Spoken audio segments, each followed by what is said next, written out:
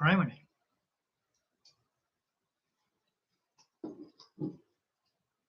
That looks good.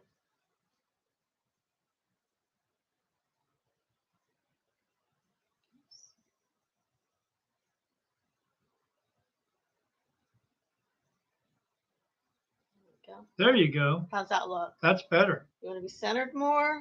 No. Can't even see this picture here. It says Spirit Meeting Daniel. Should put the small one behind me.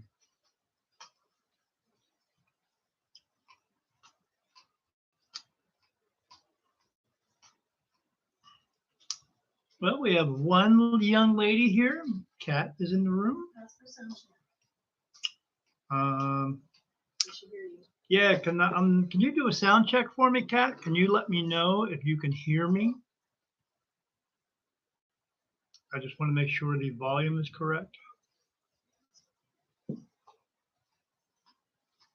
And Tammy just joined the room as well. Tammy Cat? Nope. Tammy Cat? Can everybody hear me? Tammy says she can hear me. Okay, good. Kat says it sounds great. Thanks to my wife. And that reminds me, Kat, I think it's time for your next reading. So if you would either like to do a FaceTime reading or if you want to do in-person reading, it's up to you. I'll let you know what my schedule is looking like in the next week or so. What are you doing over there? Things are getting freaky. And I have nothing to do with it. Oh, maybe it's the camera. And so I'll let you know, and then we will get you your next reading. I just did one for Tammy yesterday. We were talking, and it lasted like almost probably 6 hours, 5 hours, something like that. We were talking. Same thing with Deborah. It was like 4 or 5 hours, something like that. I know I tend to talk a little bit, but a lot, my wife just said. Tammy says 6 hours. Yep. But I like to make sure that when I do a reading for someone, that we are crystal clear and okay with everything. And I want to make sure that not only do I have enough to say, but that person has enough to say. I always want to make sure we do that because I want to get it all out, air it out, everything. So we make sure I go over everything with them and I get answers for everything they need to know. Anybody else wants to know that?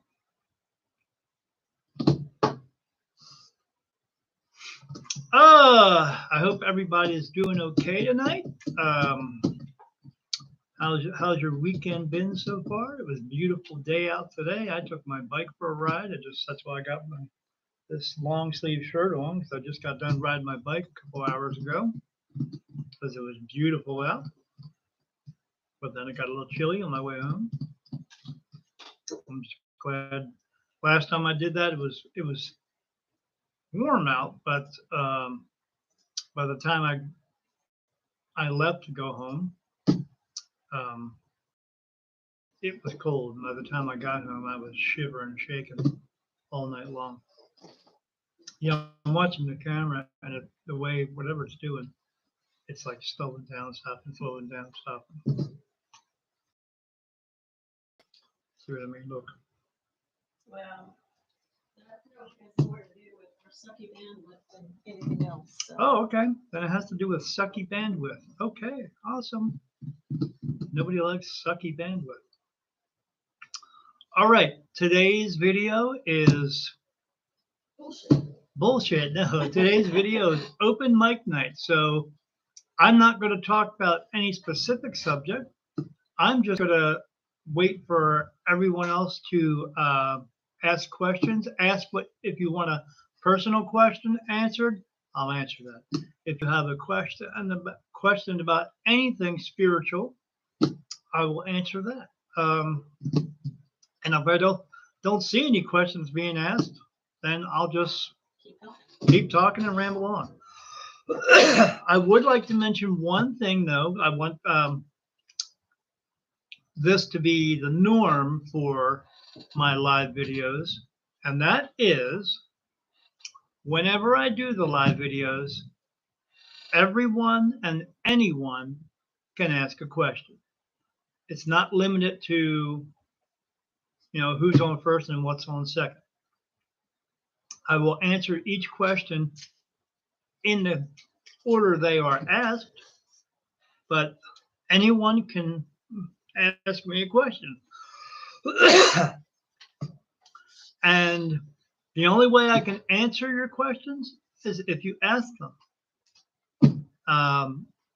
But I got some comments recently on my Facebook from someone who said she felt I was catering to one person in the video last time. And she was angry at that and angry at me for doing that. But she didn't ask any questions. And at that time period when I was answering all these questions, it was coming from one person. No one else was asking questions. So what am I supposed to do? Just ignore one person who's asking questions? No, I'm not going to do that. I'm going to answer the questions who are up there. No matter if it's coming from 5 people or just one person. I'm just going to answer the questions. But this person, whose name I will not speak of, gave me a wrath of shit and said I'm racist or something like that to that effect to people who own Jeeps, which is because I know her from a Jeep club that I'm in. And no, I'm not. I mean, she came here for some decals, and we made some decals for her. And then out of the kindness of my wife's heart, she made some other decals for her for free. And then she was also on my Patreon. And there was a time when she was on there, and next thing you know, she was gone. And I contacted her. I said, "Is everything okay?" She said, "Well, I don't have any money in my account." I said, "Well, look, don't worry about me. Just make sure you get yourself straight." She said, "Oh, I still want to watch your videos." I said, "Well, when you get yourself straight, no problem." So she contacted me again, said, "Oh, I have to get a new credit card. And when I do, I'll let you know." So she did. She re-upped, and then she dropped out again. And then told me again, same thing. "I don't have any money, blah, blah, blah." And I said, "It's not a problem. Don't worry about, signing up with me and paying money to do that. Take care of yourself." So then she did get another credit card, signed up again, and then dropped out this third time again. And then said it was my fault because I was catering to one person on the video. But as I said, if she's not asking any questions, I can't answer them. So I can only answer questions that are being asked. There's nothing that I can do about that, and that's not my fault if someone doesn't stand up to ask a question. So I don't want this to be a Debbie Downer type video. I'm just saying, if you want a question answered, you have to ask. As people know, as I say all the time, I'm not psychic, so I'm not reading minds.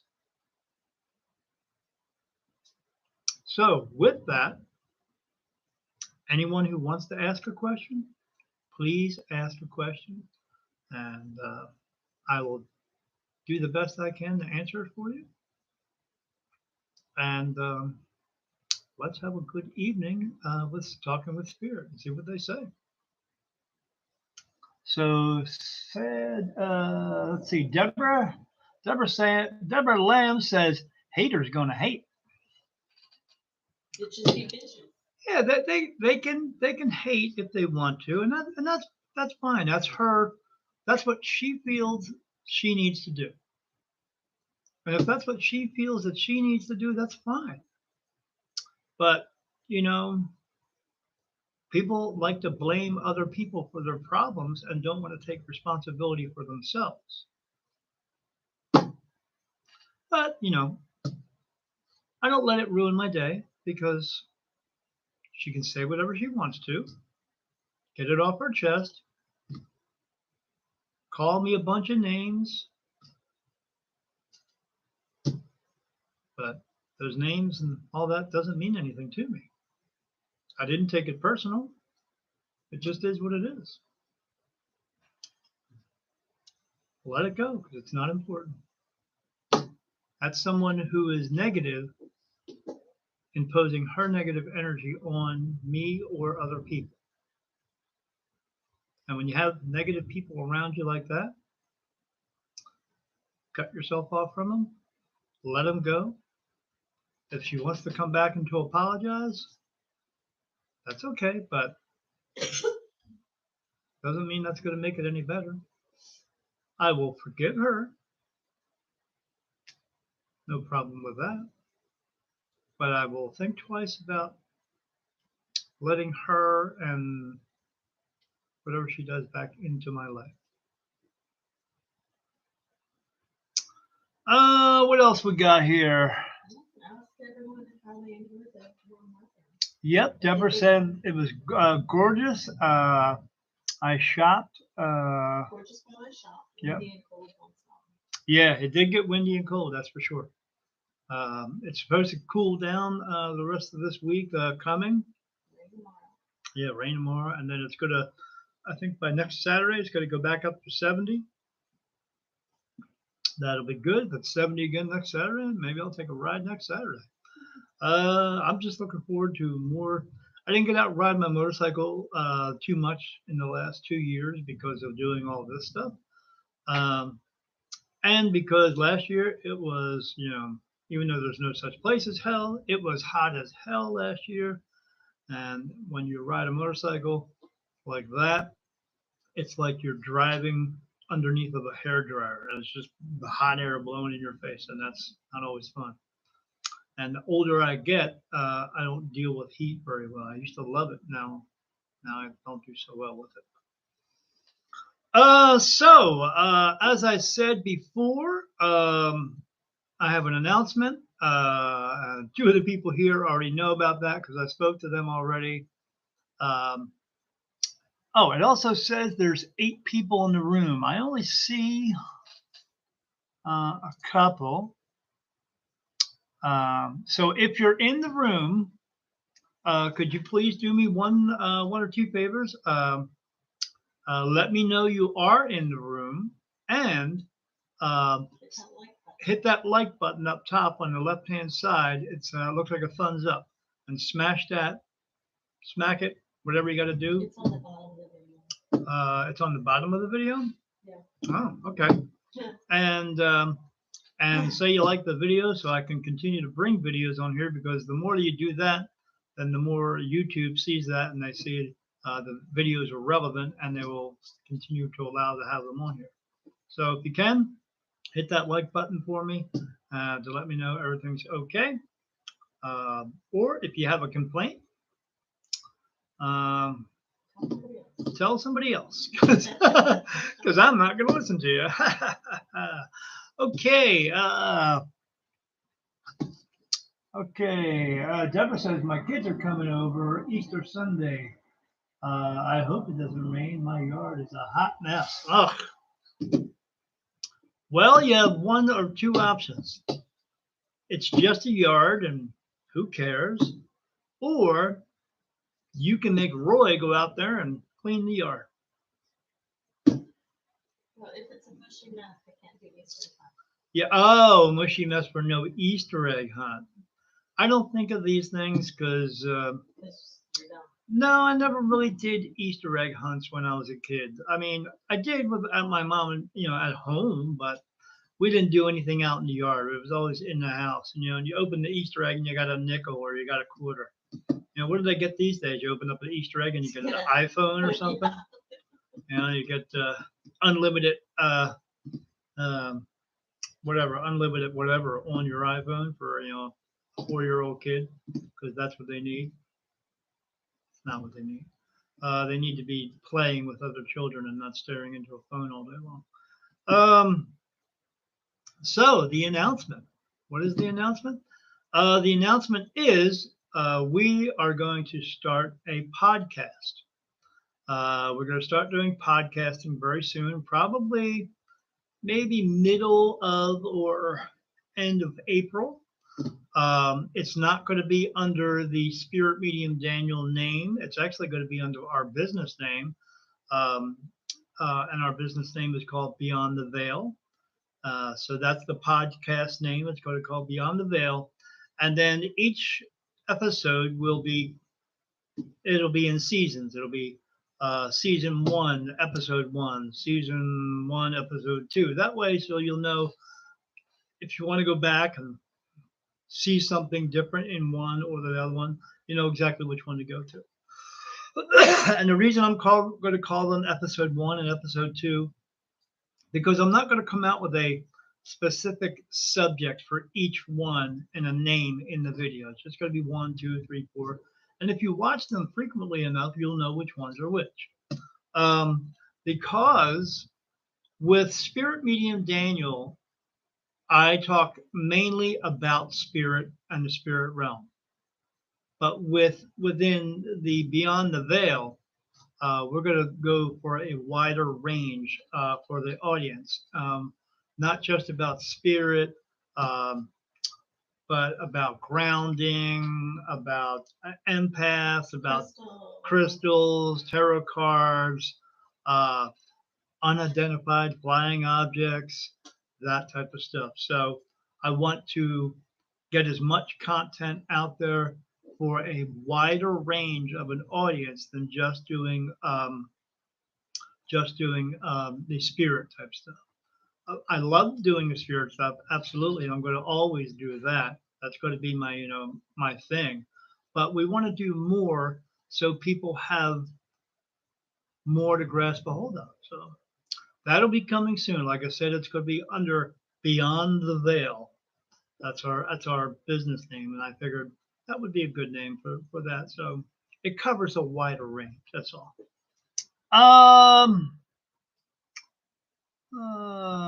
Deborah said, "Thank you, Terry. Yes, Muddy from the Deck Project. Oh yeah, from everybody walking around back there, taking care of your new deck. It's probably what's going to happen to our backyard, get all muddy because my wife and I are going to redo the deck. I say my wife and I, but she'll be doing most of the work, and I'll just be standing around going, I'm old. I'm too old. Stop yelling at me. Stop yelling at me." That's what we do around here, you know. Yep. She yells at me, and then I tell her to shut her face, and she tells me to shut my face, and then we kiss and make up, and then go back to it again. So most of the time, sometimes I have to break her legs, but that's different. So again, does anybody have any questions? Any comments? Is there anything that you specifically would like me to talk about? I'm open for this discussion. I have recently spoke to 2 people who both Tammy and Deborah, and Deborah's going to go, that's happening to somebody else too, and Tammy's going to go, it's happening to someone else as well. Okay, so both Tammy and Deborah, when I spoke to them individually, we were talking about how angels and spirit guides will communicate with us. And Deborah and I talked months ago about she was feeling when she has hair, because I don't, and in her hair, she felt like somebody was moving her hair down her head. And she felt that in the very beginning. But then it was later on, and as we talked a couple of days ago, now she feels this sensation that it feels like, as her and I talked about it, it feels like an 8-legged spider walking across her head. You feel this. It just feels like it's like your hair is moving, or you feel something like not scratching, but just touching your scalp, and it moves your hair a little bit, and she feels that. And so does Tammy. Tammy feels the same exact thing. And I said, well, that's how one of my spirit guides, Helen, the Archangel, touches me to let me know everything is okay. Or if I'm talking about something and they give me a message and I decipher it and I start talking about it and I am on the right track of what they're trying to tell me, she starts touching me. And a lot, she's in there a lot when I'm talking to women. When I'm talking to men, somebody else will get me. But when I'm talking to women, she's in there doing all this on my head. And so when I'm on the right track, she's letting me know. And I was explaining that to Tammy and to Deborah that when they're doing things that are positive, when they get positive messages, and then when they follow through with these positive messages and they start doing these things, that's when both of them have told me that when I'm doing what they want me to do, I feel them doing this. And that's them enforcing the fact or telling you, letting you know, I got your back. You're doing what I wanted you to do.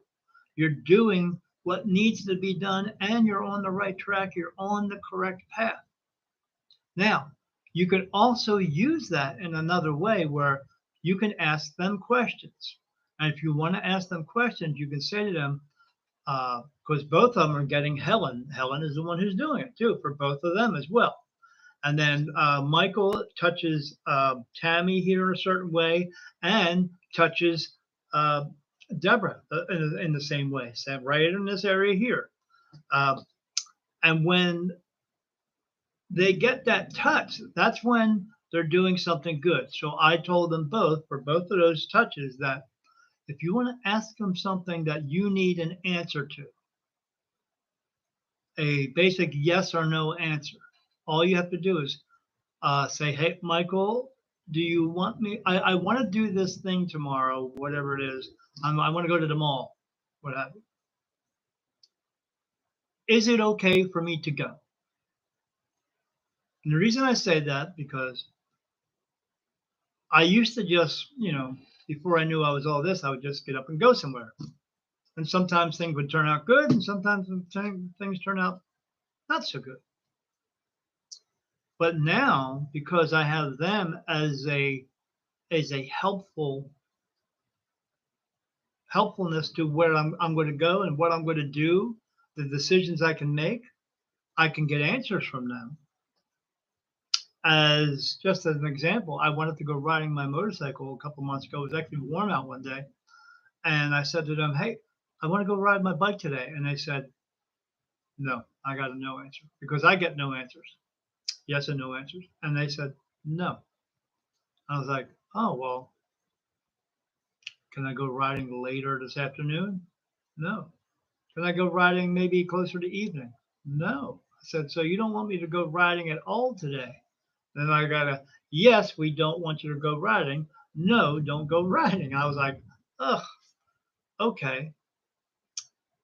But with that, when they say that, you have to decide whether or not you're going to trust the answer they give you. I'm looking up at the camera. So it's up to you to whether or not you're going to trust them and have faith in what they are telling you is best for you, and you got to be okay with it. And I didn't know what the outcome was for that day for me not going on riding on my bike, but I had faith in that whatever they wanted to keep me from doing was for my benefit. So I stayed home. I didn't, and it was beautiful outside. And believe me, I was Jones, and I was looking outside. My wife would tell you, I was staring outside and going, man, it's so nice outside. And she's like, why don't you go riding? I said, they told me not to go riding today, or something going to happen. What was going to happen? I don't know. But I just know I wasn't supposed to go, and I didn't. But I always say to myself, there's always going to be other days, and there will. So with that, you can ask questions, and you can ask for their advice. Should I want to go to the mall? Should I go to the mall today? And if you get nothing, if you get no touches whatsoever, you wait a good 5 or 10 seconds. And if you get no touches, and they're telling me yes, that's a good amount of time. If you wait 5 or 10 seconds and you get no touch, then that's a no. If you get, Michael, I would like to go to the mall today. Is it okay if I go to the mall? And he goes, that means yes. Or you get one from Helen, that means yes. So not only can you work it that way, but you can work it like the other way. When you know you're doing positive things, they will let you know, yeah, you're doing a good thing today. It's good. You're doing it. You're doing it. I'm glad you're doing what you're doing. Whatever somebody's thinking me. So 2 ways to use it for that, for the positive things you're already doing, and a good way to ask them if this is a good idea to do. And now, I mean anything. If you want to buy a car, you want to go out and hang out with your friends, we're going to go to one bar, and they say, your friends say, we're going to go to this bar, and then all of a sudden they call you back up later, and they say, no, we're not going to go to that one, we're going to go to this one. And then all of a sudden you ask them, is it okay to go to the first bar, and you get a yes, and then you get a second time, you get nothing. Don't go. Because if they give you an answer, a no answer saying with no, then like I always say, when we get answers from spirit, we have to follow through with them. We have to be okay with following through with them because they are looking out for our best interests. So if anybody else is getting those types of messages, you can work them, and that's what they want you to do. Because the way you're going to get more answers is you acknowledging the fact that they are here and you are speaking to them, and this is their way of talking back to you. And when you acknowledge the fact that they're actually doing that, they will do it more, and they will do it more often, and then your life will go a lot easier because you'll know that they are looking out for you in every aspect of your life. You can use it for every aspect. Should I, say if I'm single, should I go out on a date with this girl tonight? Nothing? Okay, that means no. Then don't go. Why? Because who knows? Maybe she's crazy about shit, Or, yeah, go out with this girl tonight because she's, well, okay, that must be a good thing. She's fun. Or he's fun. Whichever. Should I go to the movies? No, not tonight. Why not? I wonder if maybe something's going to happen at that movie place or on the way to that movie place. Or should I go to the movies? Yeah, it's okay to go today. Awesome, then go. That's the way you can work those things. But you have to be aware of it. And be aware of it, you have to trust yourself and you have to have trust in them that they are telling you things are going to help you in your life. And you have to have faith in all of that. It's like I always used to say before, when you're driving down the street in your car, you see a car in front of you and you want to pass the car, but then you get that feeling that says, don't pass the car. Well, then don't pass the freaking car. But you hear the stories of people all the time who say, I got around that car and I got into an accident and here I am and my legs broke. And I just knew when I was in my car, I shouldn't have passed it, but I did it anyway. Well, if you knew, you dipshit, why did you do it? Oh, I just thought I could make it. When they say, I knew, when you hear anybody say, I know or I knew, that is spirit talking to them, helping them to come to that conclusion.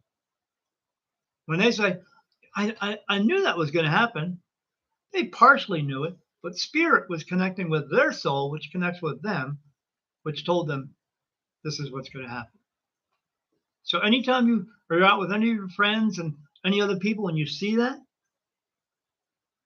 and they say, I knew that was going to happen, that was spirit, that was their guides connecting with them to let them know that this is going to happen. And when they do happen, it's like, oh man, it's validation for themselves, but they just don't understand that. Not everyone does. But if you're listening here, I'm telling you, that's the way it works. Spirit is telling you hey, don't go around that car. Because if you do, you're going to get your ass broken. Nobody wants to walk around with a broke ass. Because you're not walking and you're not sitting, that's for sure. So listen to them, understand what they're saying, comprehend what they're saying, and then follow through with what they're saying. And it'll be a much easier life for all of us. All right, is there any questions here? Tammy says, my mom wants to know when my sister is going to move out of her house. She's going to move out of the house before Tammy gets to. No. She's going to move out before Tammy moves in.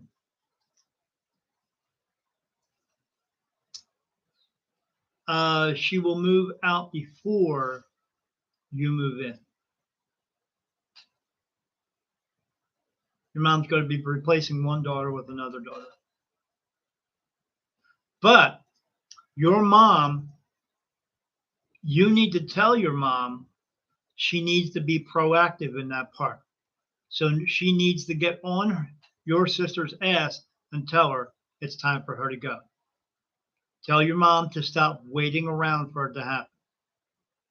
Because your sister, the reason she hasn't left yet is because she has no gumption to get up and leave. She needs that boost to get up and go. And your mom has to be the one to tell her. They're giving me they're giving me the big right across my forehead. Yes, not just a little. Yes, it's a big. Yes, she has to be the one to tell her to get up and go. Because otherwise, if she doesn't, your sister will just stay there forever. And she won't get up and move. So you have to tell your mom, she has to tell her daughter to get up and get out. And it's okay to do.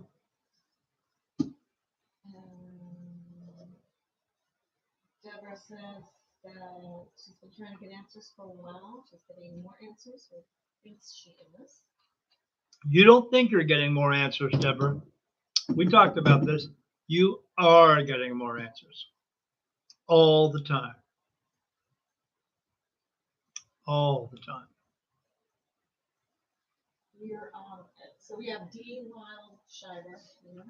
Yes, I know, D. She said she finally got signed in. So that's hi. She said, I sent Dan some questions on his messenger app. Can he see them from that, or should I send? Oh, and she says, by the way, this is Dina. Yeah. Okay, this is thank you. I will let her know. You're absolutely right. Jesus, Dina. Holy shit. It's like 3 paragraphs long. Would you like me to read these questions on here, or would you like me to just answer them? Please put that in the comments section, D. Let's see. She says, hi, Dan. Hi, Terry.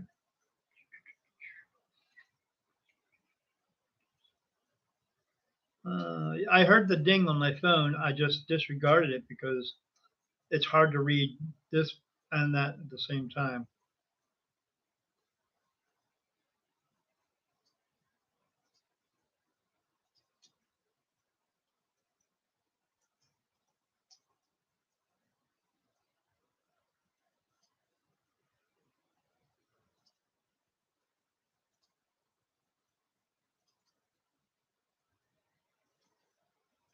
The issues with the cats, the health issues are not good.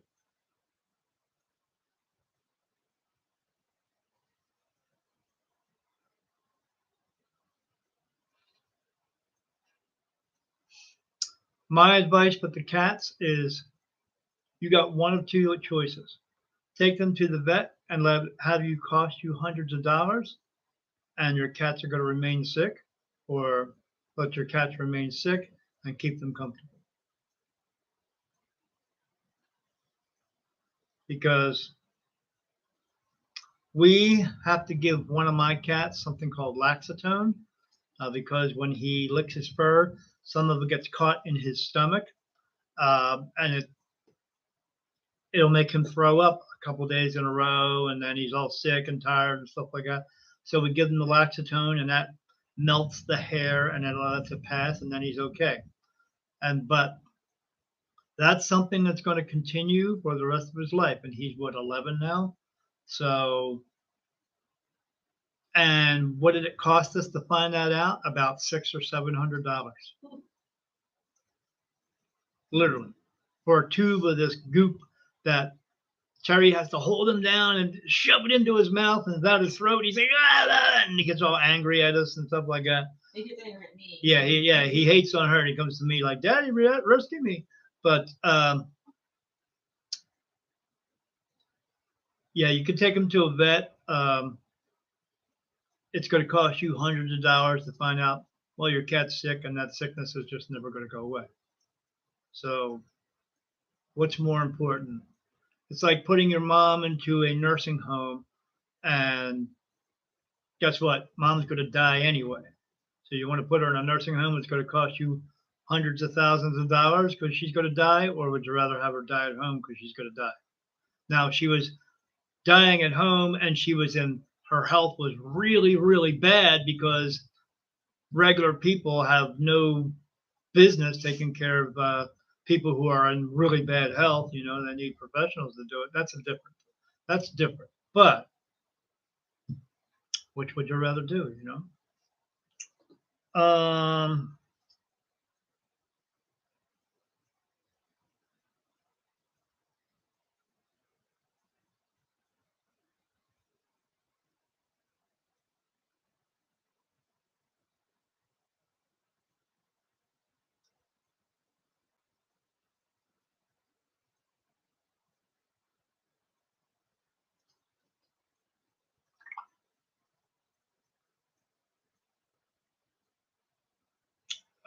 Yeah, I'm just reading the rest of that question. Yeah, I'm connected to all spirit, and cats have spirit, and so do dogs. And I see spirit of cats and dogs and giraffes and alligators and horses and pigs and skunks and everything.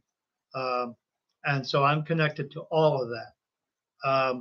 But yes, they're telling me you could spend hundreds of dollars on it and still come up with the same answer that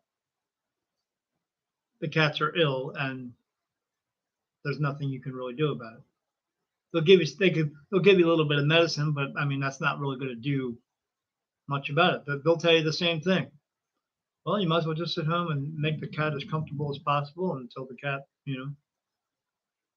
cats don't have 9 lives. No one does.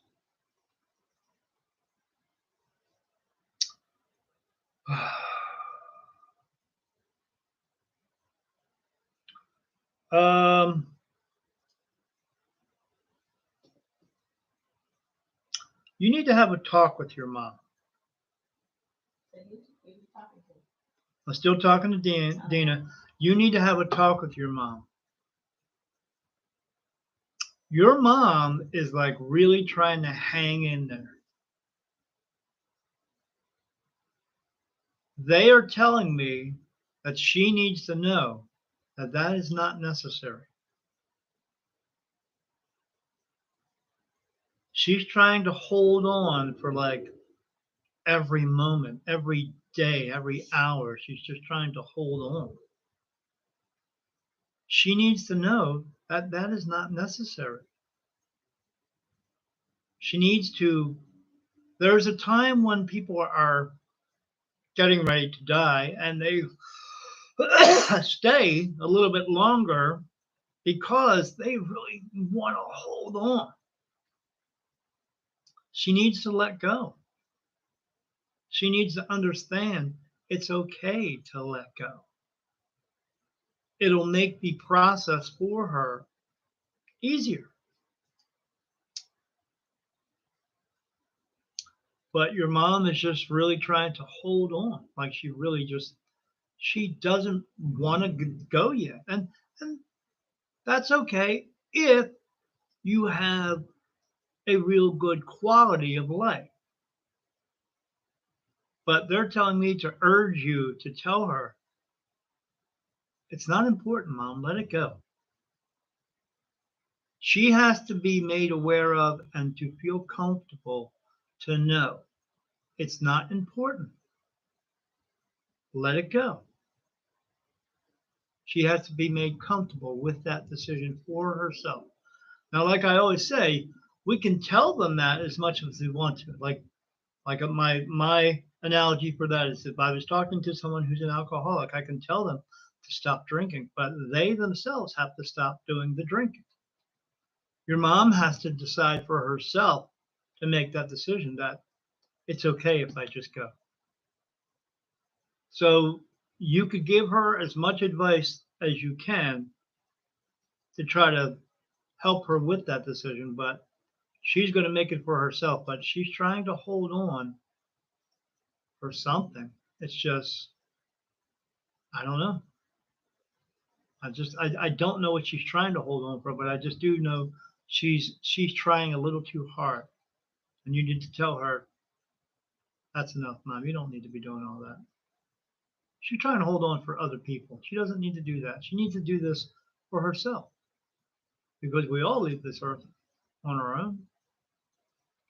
We have spirit around us who are going to help us and help us get to where we need to be, but we have to be able to be okay with it. I hope that helps.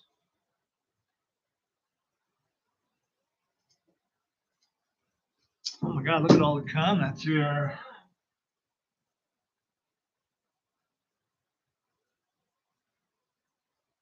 It says you are the ding. Oh yeah, you are the ding. The ding-a-ling-a-ling.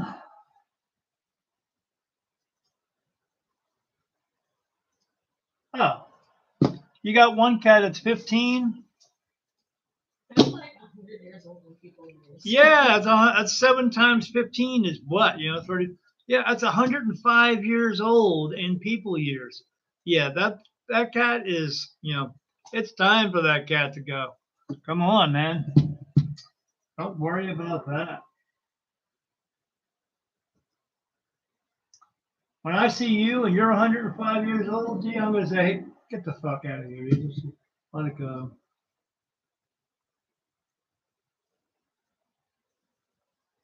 I don't know about your spirit animals because I would actually have to be with you to see them again. And they may have changed since the last time I saw you, and I can't even remember that far back which ones were with you. But I would actually have to see spirit who are around people. I have to be next to that person to see who is with them. And I see people with people sometimes, but most of the time I see spirit animal around people. I'll see the animals first, and then later on, when I'll close my eyes and see a person's face, and then I will see that person first. And the reason is being because of the spirit animals, like they protect us from other spirits. So that's why these other spirits usually don't come in until after I see the animals. Can you tell us about heaven again? Heaven is a four-letter word. That's what it is. Heaven. As I was talking to Tammy about this yesterday. The very first time I saw heaven, I asked them. I said, I want to see what heaven looks like." So I remember I'm meditating. They take me through this like portal thing, like you would see on Star Trek. Like the portal hole, a wormhole, and we're going all through all that, and all of a sudden, and we're at this place. And the strangest part about it was I couldn't really see myself, but I knew I was doing the looking. And it was like I was looking through a window of a building. And the weird part about it is when I was looking out there, I saw buildings. Physical build. They look physical, but not. Still kind of see-through looking. And the people that I saw this one person who looked like a man person, okay, like a human being, and he was greeting what I perceived to be a male figure, but this figure was not, looked almost looked cartoonish, looking like a fish. And they were standing across from each other. They looked at each other, and they bent over and bowed to each other. They didn't walk up and hug each other or shake hands. They weren't physically talking to each other like we do, because in that realm you have no voice box. You're doing everything mental telepathy. Um, but the one said, "I'm so glad you're here. I've been waiting a long time for you to be here." And the other one, and the man I saw said, "I'm so glad to see you. I'm so glad to see all my friends and family. This is so wonderful." And I'm sitting here listening to it because I can hear them. And then I saw a woman walking around on this, looked like a sidewalk next to this building here and a building over here, and this little walkway in a almost like a square. And she had on a dress, like from, I'd say, like the late 1800s, that type of, the dress where they wore the big underwire under it, and she had on a corset, and she had a little hat on, uh, and she was walking with a little boy, and the little boy had like a little pair of short pants on, and a little tiny little jacket on. And I didn't see the front of them, but I saw the back of them, and they were both walking along. Um, I see them doing things over there. Like I saw them getting on something that, like they were at almost like an amusement park, but not. But I saw them getting on something that almost looked like a carousel. And they were getting on and riding around on this thing. And then what's the one that, the big circle one? The Ferris wheel? Yeah, I saw it looked like a freaking Ferris wheel, and I was like, this is crazy, because as being young, you go to heaven. You said they talk about going to heaven. You just think, oh, you're just going to float around and you're up there in the clouds in the sky and all that stuff. Well, that's not true, because heaven's not 3,000 miles up in the sky. It's right next to us. We just can't see it, but it's a different realm. But there's different things to do there. But what I did not know until that point was you're actually doing physical things. I mean, they weren't just floating; they were walking. Uh, but it is much different. Um, it's nothing that I could ever imagine, because I saw these different beings that don't look like regular people. Um, but they're still doing things, and they're interacting with each other. Um, I saw one guy riding on something that almost looked like a bicycle, but he wasn't pedaling it. It was just going. So kind of like a motorcycle, but I didn't see an engine.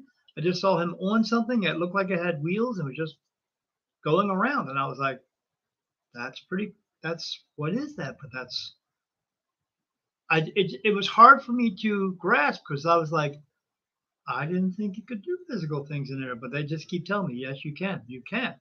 It's just a different realm. You're just living in a different place. That's all you're doing. It's just the place that you're in there. You don't break any bones. You don't get sick. You don't die, because no one ever dies. You're just here with this body. You're here in this meat suit, and you're just walking around learning lessons and fulfilling a purpose. And then when you leave here, you go somewhere else and hang out. And I don't know if you're hanging out on the couch or hanging out watching other people, or I don't know what you're doing, but I would have to imagine each person's heaven is their own. Um, but still, but it was really neat to see. And I'll tell you the best thing about it. Like I was talking to Tammy, she was asking me about it yesterday. If you've ever seen the movie Avatar, where in the background, or in the whole on the planet, you see all those beautiful blues and purples and greens and all those colors mixed together and little white lights and all that stuff. That's what it looks like. It's the most beautiful colorful thing I've ever seen in my entire life. There's no just like white walls or nothing like that. That's not what I saw. And I know what they were showing me was, I don't know if it was just maybe a different version or the best version, but it it was just it was beautiful.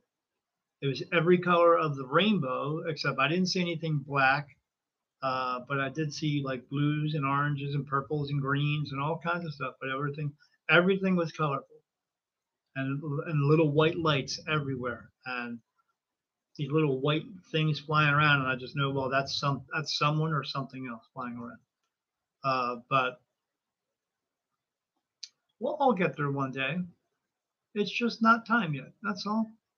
When it's time, you'll know. And you'll go, oh, yeah, that old son of a bitch, he was right. And then you'll turn around and I'll be that old son of a bitch standing there going, hey, it's me. That's what it's like. The and spirit guide or family member of the past share their time with two siblings at the same or different time. Absolutely. So a spirit guide can be a spirit guide for not just one person in your family, it can be a spirit guide for two people because in the spirit realm where they are, even though they can be here, they are still in another realm. And where they are, there's no space and time. So for them to move, if you go and get into a car and you go north and your other sibling goes south, all that person has to do is do this. And they are with the person who's at the north. And if they want to see the person in the south, they just have to do this and turn around and they're there. They don't have to go 3 hours away where that person just drove to because where they are, there's no space and time. There's really, we're the only ones who live in space and time because we created time. But where they are, they can absolutely be with more than one people because just as an attestament to that, I have all these archangels who are with me all the time. And like I was saying, I have Helen's touching me here, and Michael's touching me here.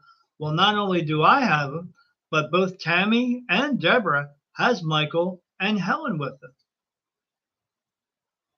And Deborah has another one, Uriel, touching her too. But Helen and Michael both touch Tammy and Deborah in the same spots as they touch me. And Deborah lives over in Maryland, way up in Maryland, like 2 hours from here. And Tammy is like another 25, 30 minutes past me. So we, compared to them, we are these minuscule, tiny little lights compared to them. Our light will grow bigger once we leave here and get out of this body and go back home. But when you're in this body here, we're dust. We are sand. Each one of us is a grain of sand on the beach of life. And that's how small we are. And they are the size of a mountain. If you want to put it in perspective on how big they are compared to us, they are the size of a mountain. We are a grain of sand on a 10-mile long beach. So interacting with each one of us is nothing to them. I mean, not nothing that they don't care, but it's doesn't take much to do it. When I go to sleep at night, I always see one angel always there at all times, and they're there during the day. I just don't focus in to see them, but at nighttime when it's pitch black in there, I see them, and I see their face, and I see their two eyes. And when I'm laying in bed, I see this one eye that's like this big here, and another one that's this big over here. And if it's that big, how big is that angel to me? Monstrous, giant. And he's able to, and I see them doing this. Watch my eyes. They do this. They don't move their head. They're just doing this. Their eyes are moving all up and down. And what are they doing? They are looking for negative energies who may be coming around me. And when they do spot one that comes around me, I'll see this red thing here and I'll say, oh man, can you guys get rid of this negative energy? And all of a sudden I see this white light, looks like a puff of white light, come out of nowhere and go on this red thing. And then another one. And then you see the red thing turn around with eyes and going like, and another. And the good thing about it is negative energies have to find more negative energy to survive. Well, white light energy, there's an endless supply. So it attacks the shit out of this thing until the thing finally leaves. But to them and us, we are tiny. And so for them to take care of us doesn't take much at all. And can they do it with one or two or three or 10 or I'm absolutely sure. Yeah, Michael and Manos is telling me that they take that each angel is taking care of hundreds of thousands of people at the same time, millions of people at the same time. Because angels are a much more higher consciousness being than we are. Angels are not, like I did my video, angels are not men with wings flying around. They don't look like that. Most of the ones I see look like praying mantises. I've seen one that looks like an owl. I've seen one that Michael looks like almost like a moose. They don't look like people. And I see them all the time. Whenever I go to bed, I saw something new last night because I'm always saying, I see new things all the time. Well, I'm used to seeing, I haven't even told this to my wife yet. I'm used to seeing when I go to sleep at night, I sleep in an upright position because I have problems with my eyes. And I see Raphael over here on this side of me, and I see my other buddy Manos over here. And then I see a couple others around. I'm not sure who they are, but I know specific ones. Well, last night when I was laying in bed, I saw something in front of me. I was like, what's that? Next thing you know, I focus in on it. And it's one of these things that looks like a praying mantis. And it's right in front of me. It's right here. And I was like, and I said, and they're touching me right now because I'm talking about it. And I said, is that one of my angels? And they said, yes. And I said, is it one of them that I know? Do I know his name? And then they said no. And they just touched me again. Yes, it was one of my angels. And I said, that's crazy because I've only always seen them for the past almost 5 years right here. I've never seen them in front of me. They said eventually that it would happen, but it's taken 5 years. But now I saw one right in front of me. Now, when I'm going to bed, sometimes they work on me at night. And then I see this other group of them around. They're in this like circle. And I call it the board meeting because they're all standing there in a circle. And I can see them all looking at each other and talking to each other and looking down at me. And what they're doing is discussing what they're going to do to me next with my soul so I'm able to see them better, hear them better, communicate with them better. That's what they do. And I'm watching them and I'm going, the board meeting is going on. Oh, okay. And I'll get, yes, it is. It's going on. It's happening. They're discussing what they're going to do next. So, and that's just normal. I've been seeing that for years now. But I saw this one right in front of me last night and I was like, oh, man. And I said to him, thank you for being here. I'm so glad that you're here. I'm so glad I'm able to see you. Thank you for allowing me to see you. And they're just touching me. Yeah. And this is what's coming. We told you this was going to be coming. This is going to happen to you. And I said, this is something new. This. So I know change is coming. More is coming. And they're saying, yes, more is coming. More. I said, well, soon I'll be able to hear you better and actually talk to you because that's the goal. They will be in front of me and I'll be able to talk to someone in front of me, an archangel. I'll be able to talk to them instead of just hearing them this way and hearing them and feeling them. I'll be able to talk face to face with them. And that's the goal. So I can get a direct message that way and then give it to the people. But now that I know that that's happening, I mean, I'm sitting there going, I wish I could just stay awake a little bit longer and sit here and watch you and just watch you because I'm in complete awe when I see them anyway. But to now see one right in front of me and they're touching me, yes, yes. I'm saying that because they're touching me right now. Yes, they're always touching me, but they're saying yes, yes. They're right in front of you. I'm in complete awe when I'm seeing. But I told them, I said, I wish I could sit in here and watch you longer, but I got to wake up early in the morning because we're looking at some equipment for podcasting. I got to be up early in the morning to bid on it on eBay. So hopefully I'll see you again. And they're saying yes, yes. Right now I'm getting a weird burning sensation from one of them. Oh, Lucifer's touching me. Not that Lucifer's bad. It's just the spot he's touching my head. I got a little bit of sun today. So that's absolutely they can help many people at many times, and even what I call just regular spirit guides, the people who have crossed over and fulfilled their purpose became spirit guides.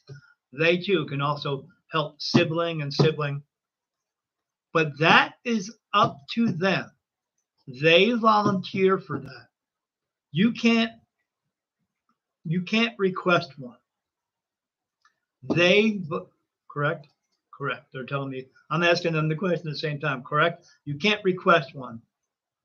The spirit themselves has to volunteer in order, because you don't really know if that spirit has, you may think that, oh, your aunt died and, oh, she probably fulfilled her purpose. You don't know that because she doesn't know that until she gets there. So, but if she does and she decides, she may not want to be a spirit guide for you or somebody else. It may be for somebody else you would never think, but it would be something that they think that person needs an extra boost of showing them how to get through this world. So that's how that works. But yes, they can absolutely be a guide for many siblings or other people as well. Could be a friend of yours that needed help, and your aunt went over and helped your friend, not you. So that's the way that works. I know it takes me like 10 or 15 minutes to answer a question, but I want to make sure I get all the correct information out there so you know exactly what I'm saying. Is there more questions, dear? I'm asking my wife. I've never said, oh my God, my UFO's dream, looking in the windows out there. Gentle. Tammy says, is cord cutting a real thing? Like, do we have cords attached to us from other people? And can we actually cut them? And I think this comes up because a lot of it's like ancestral or, yeah, these karmic connections between us, and there's this invisible cord supposed to exist. Not really. You cutting the cord with someone is just you deciding to let that person go from your life. There's no physical or non-physical cord attached to them. That all has to do with this person is a piece of shit, and they're always a piece of shit towards me and always trying to bring me down and make me feel like shit, because that person feels when they are doing it, they feel like it gives them a sense of power. And that cord cutting is just you deciding, I don't want to deal with this person anymore. I'm tired of them giving me shit all the time. They don't help me. They don't lift me up. They're not a positive force in my life. And you decided to say, I'm done with that person. But my advice is when you cut that cord, don't let them back into your life and don't put a Band-Aid on it and start all over again, because if they are that bad of a person who's in your life and you need to cut a cord with them, then why would you let them back? Because they will always say, oh, I'm better now, or I'm sorry, and I'll try to be better. No, you don't try to be better. You try to be, and you do change yourself.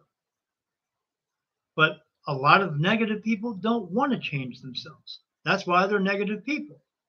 They just want to act like they're better in order to get you back so they can continue to start back up again, which gives them again that sense of power. You need to tell them, take a hike, hit the bricks, don't ever bother me again, don't call me, and they will continue to try to get a hold of you and always try to be around you, but no, cut it off, boom, like a guillotine, cut their head off out the door. Don't let them sew it back on, and don't ever be around them again, because if you do, don't go, oh well, it's been 10 years. No, because most people who are a real piece of shit, and I don't like to judge people, but there are some people in this world who are just a real piece of shit. I have white friends who are good people. I have black friends who are good people. I have Asian friends who are good people. I have friends in general who are good people. But when you're a piece of shit, you're a piece of shit. And that's it. So what do you do with a piece of shit? You flush it down the toilet and it goes away and it never comes back. You don't let that piece of shit crawl back up inside your ass. Because when it's in your ass again, it's back to being still a piece of shit. Why would you let a piece of shit crawl back up your ass? You don't. Because that piece of shit's always going to stink. Especially the shit comes out of my butt. So, which is really bad. What else? Deborah says, that's so cool. You can see them, see the in front now. Oh, see them in front now. Oh, he says Lucifer's touch is burning. Yeah. He's not in hell because there's no such place as hell. It's just that's how I know it's him. It's just his touch is very forceful. Lucifer is here for me and helps me with business type stuff. He's the one that guides me and guides us for the business type stuff. Doing the web page and doing podcasts now and doing all the business end of it. He's the one that guides. When I get answers for things, I'm getting answers from him. And that's what he helps me with. He's a good angel. He's a good angel with a bad rap, as my wife says. So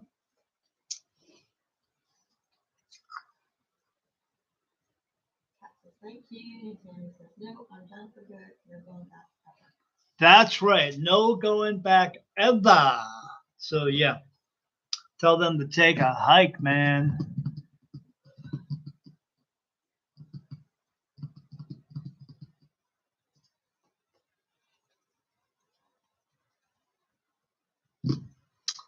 Yep, I'm just reading back with Dina. Yeah, I mean, if your mom's okay, then she's just holding on, but she doesn't have to hold on.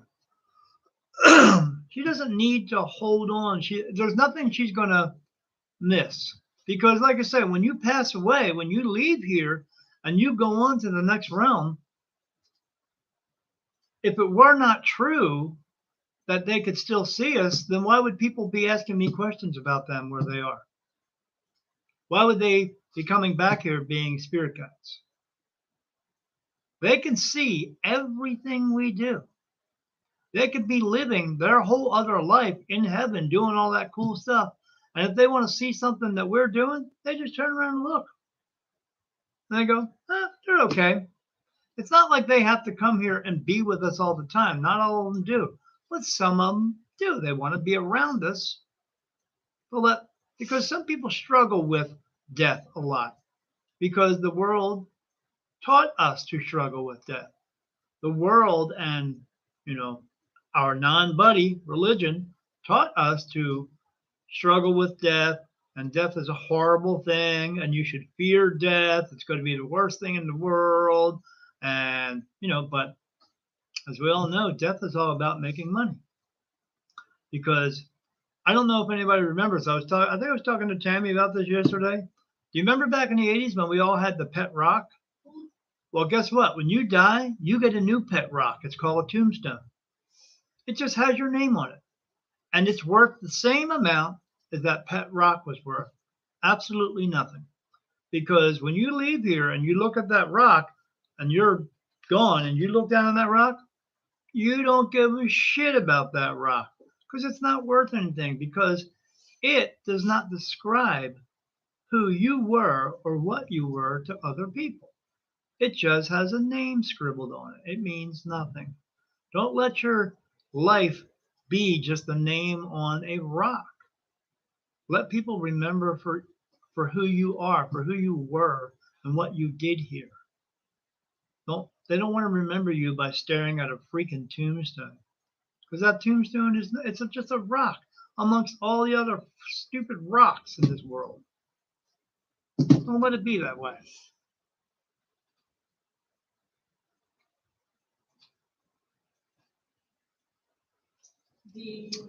She's telling you she is ready to go, but she's not. She is not ready to go. She is telling you she's ready to go because I think they're telling me because she's trying to be comforting to you. But she's really inside, she's not ready to go. And you don't need to pester her about that. It's okay. I think I'm asking.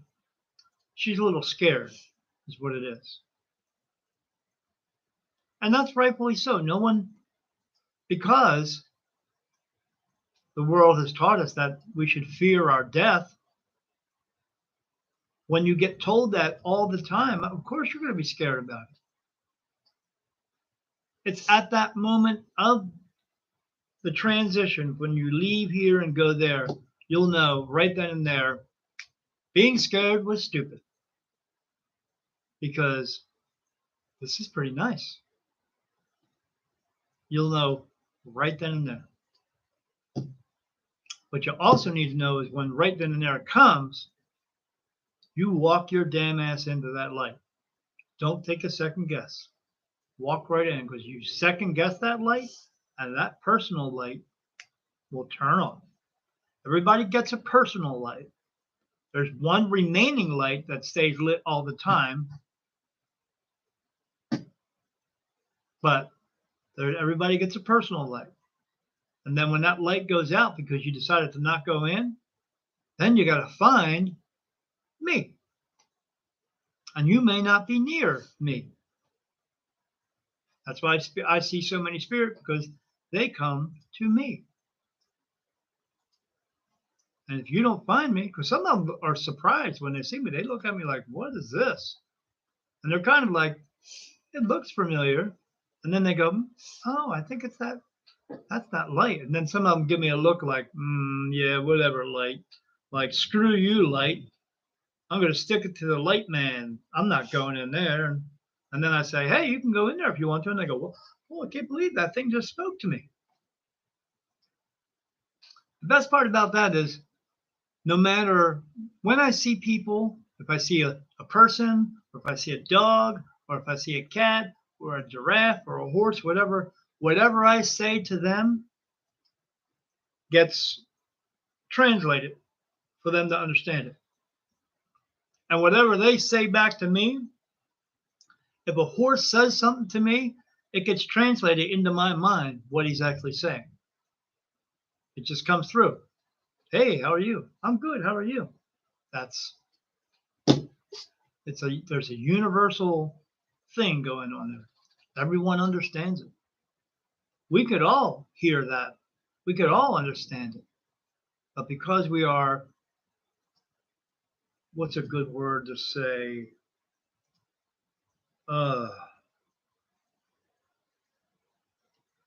More or less blocked out by the ways of the world, we don't hear it. And we are blocked out because of society. We're distracted by everything else. Yeah, we're distracted by phones and computers and everything else, and how much eyeshadow I should wear and what kind of clothes I should wear. And I have to wear these kinds of shoes, and them telling me, hey, there's a new thing out. You got to have these new shoes. You got to have this new car. Here's the best thing in the world for you. That's these ad campaigns to get you to do things and buy things and all this stuff. And they do that all the time to keep you occupied. And when you keep you occupied like that, you're not listening to what you're supposed to be hearing, which is them helping you to try to get through life more and to help you to help other people. We just get the blinders turn on and we don't hear it as much. Dee was asking, do you see things changing with my job again?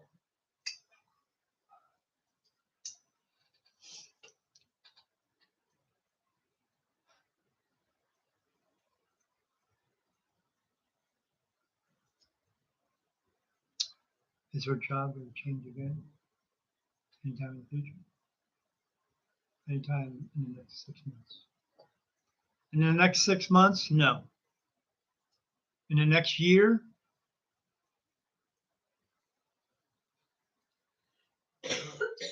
Not till the end of 2022.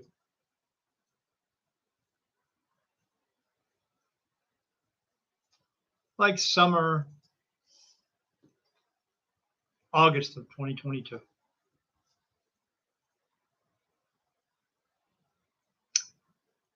I got a question for you. Dina, are you still with the same person? Just answer yes or no.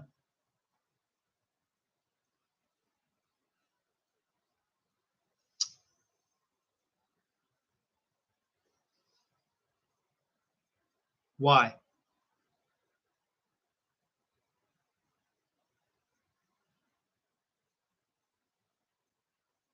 It is not going to work out.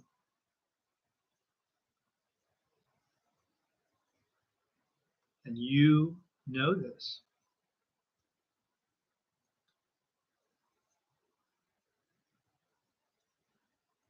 Control She says things calm down. doesn't make a difference. She wants control of you. That's it. Things have calmed down because she wants you to think everything is okay. And once you totally commit, she wants total control, and she will have it because you will give it to her. But this is a lesson you got to learn. I'm telling you, it's not going to work out. I told you that a year ago or so when we did that reading between the two of you. Right after that, I said, we sat there and I said, she wants control of you. She even heard me tell you say it, and she agreed with me. Why would you want to be with someone who wants total control of you? Literally control, tell you how to do things, where to go, what to do. You remember when we were doing the reading and she started humming in the middle of the reading because she was blocking me out? Because when I was giving her the truth, she didn't like it, so she was blocking me out. What does that tell you? I have a personal stake in this with you because you are a damn good person and she is not. And she is going to control the shit out of you if you let her. And I keep telling you, man, you got to let go because she is just going to do everything and anything she can to get you in the door. And when she does, she's going to put that knife in and she's going to fucking turn it. You got to let her go. She even admitted it to me right there, right in front of you. She said, yeah, I want to be in control. Why? Why would you want to be in control of someone? She wants things the way she wants them, and that's it. So, but you got to learn this lesson.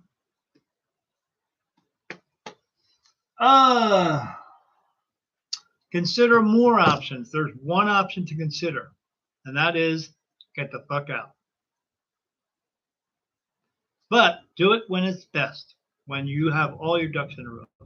Like leaving a job, don't leave a job until you have another job lined up. Not that you have to have another person lined up, but make sure that you are secure because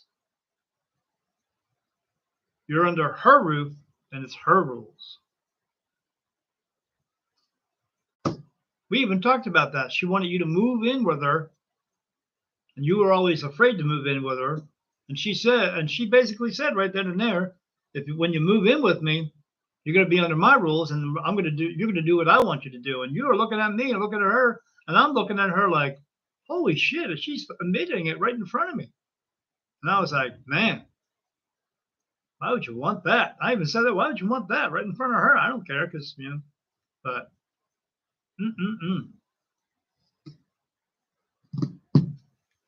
because I remember that one. She wanted you to get rid of all. She wanted you to get rid of all your stuff. Why? There was only one reason she wanted you to get rid of all your stuff. Not because it wasn't worth anything. It was because if you got rid of all your stuff, then you would have to depend on her for everything. And that's why she wanted you to get rid of all your stuff, because you had all this stuff in storage, and she didn't want you coming down there. It wasn't that she didn't want you to bring all that stuff with you for a clutter, thingy. She didn't want you to bring it because she wants you to have to depend on her for giving you things. And when she has to give you everything, then she's able to tell you to do whatever she wants you to do. Because if you don't, she will take things away from you, like you would do with a child, like you would punish a child. Well, if you want to go out this weekend, you're going to have to do this and this and this. And if you don't, I'll take away your TV privileges. And she'll do the same thing, but just in an adult way. Why would you want to be with that? That person is an energy vampire. She wants to suck the living life out of you because it makes her feel good to do that. Absolutely not. You are too good of a person to be putting up with her bullshit. Yeah, she just sat there and hummed. She asked me questions. First, she manipulated the questions, and I said, "Stop lying." And she said, well," and I said, "You're lying in your question. Your question is a untruth question. You're trying to ask a particular question a certain way to get me to answer it a certain way, so it had power over you." And when I called her on it, she got angry with me. And then I said, "So start telling me the truth, and then I'll answer, because that's what you're going to get anyway." And then she did. And then when I answered her, she started going, and I said, "Are you humming?" And then you said to me, "What?" And I looked at you and said, "She's humming." And you said, "She does that to me a lot." I said, "Yeah, because she's tuning you out. And she's tuning me out because she doesn't like hearing the truth." And then I was like, you know what? I think we're done here. Yeah. Why do you want to be around somebody like that who's going to, it's her way or no way? I don't know. The longer you prolong this, it's never going to get there's never going to be any progress. Like you said, it's calmed down a bit, but still, she's still the same person. She's not going to let you go. Like, she wants to keep you and then have you do whatever she wants you to do. And that's it. My way or the highway type thing. And I'm sure she threatens the highway a lot. Nobody wants to break up a relationship, but I could see it in both of your eyes when you were there. Neither one of you were really happy.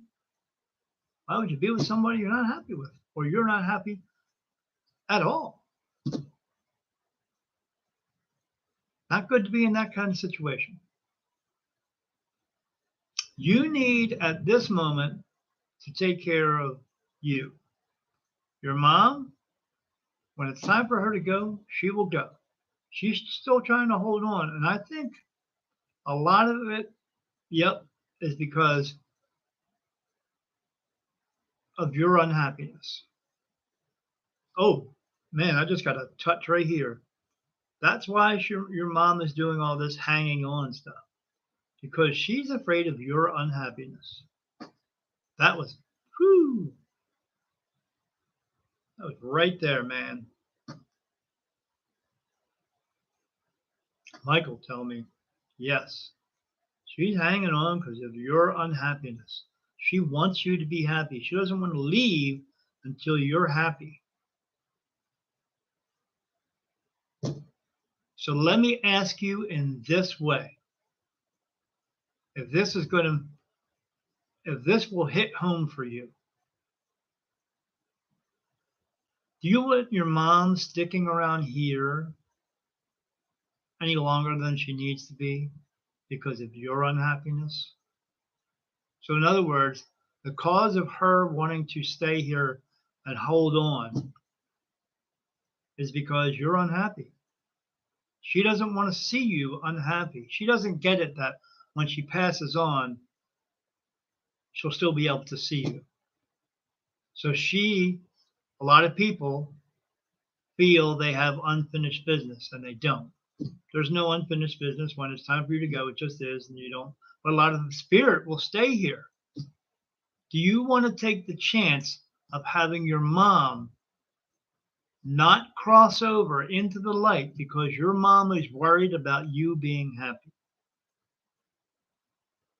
I know you're close to your mom. Do you know so much that your mom is holding on because she's worried about your happiness? And your unhappiness could cause her soul to not cross over because she may pass away and go, I don't want to go into that light because I want to stay here. I want to make sure my daughter's happy. And that could keep her from crossing over. And then she would have to find me if she could. Because the unfortunate part, people need to know, I was talking to Tammy about this the other day. When you leave here, if you do not cross over into the light and you remain here as an earthbound spirit, you remain the age that you passed away at. You still think like that old person. You still look like that old person. You still are that old person. But same thing if you die at 30 years old and you don't cross over, you remain 30 years old too. It's just, or if you die at 3 years old or 6 years old. I saw a baby the other day that didn't cross over, and it was with something was holding on to it. I don't know. It was a something. Well, I don't. It wasn't a person. It was a something. And that baby did not, was snuggling up next to it. But it's going to remain a baby for eternity. Who wants to do that? But that could be an issue. You have to. That's one thing we don't think about. Our parents are leaving and they see us unhappy and they pass away. They may end up staying here because they want us to be happy, and they're afraid if they leave, even though they have left, we'll never be able to see us be happy again. And they'll try to stick around as an earthbound spirit trying to make you be happy, and they can't do anything about that in the earthbound realm. They can't be an influence like that.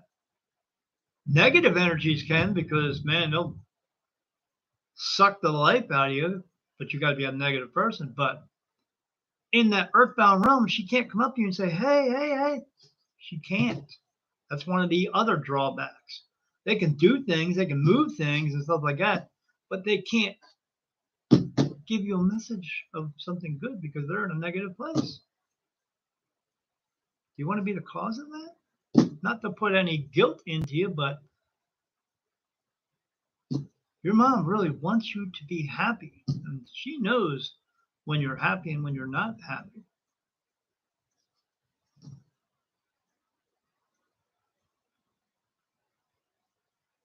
Yeah. It's not about being alone, because you can be happy and be alone. There's a difference between being alone and being lonely. No one has to be lonely, but sometimes we choose to be lonely. Or sometimes we choose to be alone. It's not about being alone. It's about being happy. She wants you to be happy. And you're not, even though you are in a relationship, you are still alone, especially in that one, because it's not a 50-50 or 50-50 relationship where you can do this and she can do this and you help her with this and she helps you with that. This is her berating you all the time. That's not happy. That's control. Mom doesn't want to see you unhappy. Do something about that. And do something about it for you.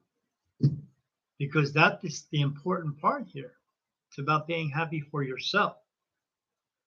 Because as I tell everybody, before you get into a relationship, you have to be something for yourself before you can become something for someone else. That's the important part. Don't go into a relationship broken. Fix yourself first. Because you want to be able to, if you go into another relationship and it doesn't work, don't be completely torn by it or beat up by that. You just have to, believe me, when I was in the dating game, oh my God, there was a game too. I would meet somebody and I thought they liked me and I'd be seeing them for a couple of weeks and then all of a sudden they said, no, it's not what I really want to do. I said, I didn't let it break me. I just went, okay. I'd leave. I'd go home. I'd get right back on that dating site. I'd find a date by the next weekend. It was so easy. I don't want to say it's easy, but it was so easy because I had people emailing me all the time. Not that I'm, super good looking or anything, but, come on, look at this right here. But, but I never had a trouble getting a date. That was the easy part. It was finding out if they were crazy or not. That was the hard part. But that kind of came easy too eventually. I learned to see these signs come up, the red flags. Because you can tell pretty much within 15 to 20 minutes after talking to somebody in person if they're crazy or not. And I met a lot of people in my dating years.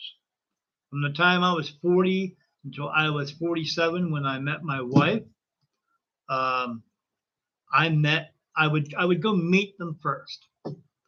And then after meeting them, we would decide whether or not we were going to go on another date. Sometimes I wouldn't even get to the meeting part because I'd go up and I'd see them standing there and I go, that's the person? They don't look like their picture.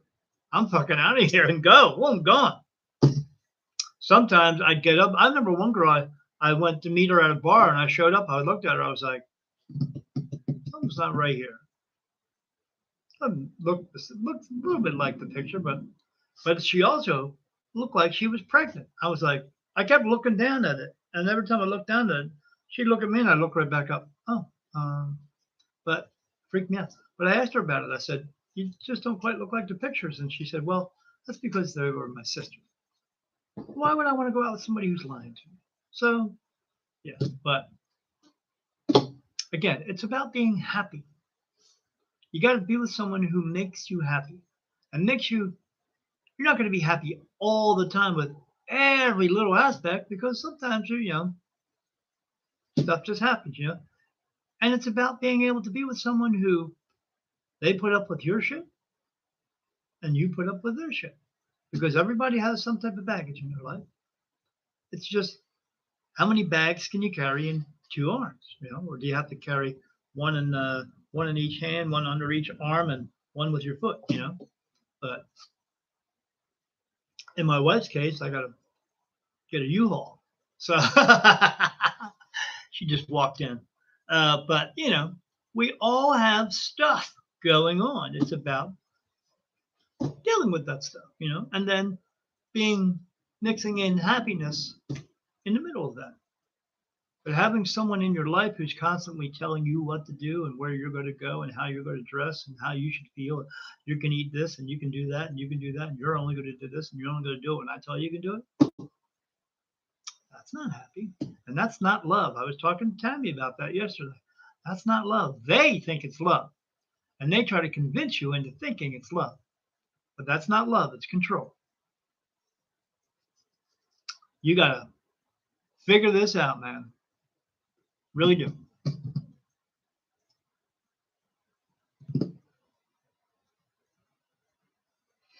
Yep, lots of craziness there. You got to figure this mess out. All right, so anybody else have anything? Is there anybody else that has something they would like to talk about?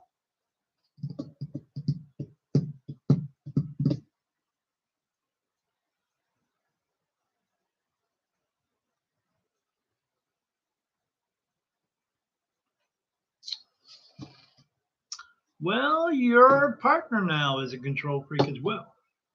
Just another kind. That's all. People use control in different kinds of ways. That's all. And they use it in the ways that suits them. There's all kinds of control freaks out there. Believe me, I know. My wife tells me what to do all the time, except I listen. Because you know it's the right thing to do. Yes, because I know it's the right thing to do. All right. Has anybody got any questions, any comments, anything they would like to talk about or want me to talk about?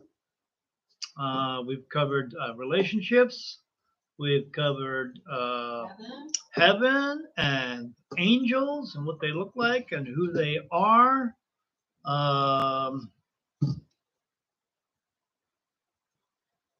Messages from spirit guides through dreams. One of my spirit guides is my dad.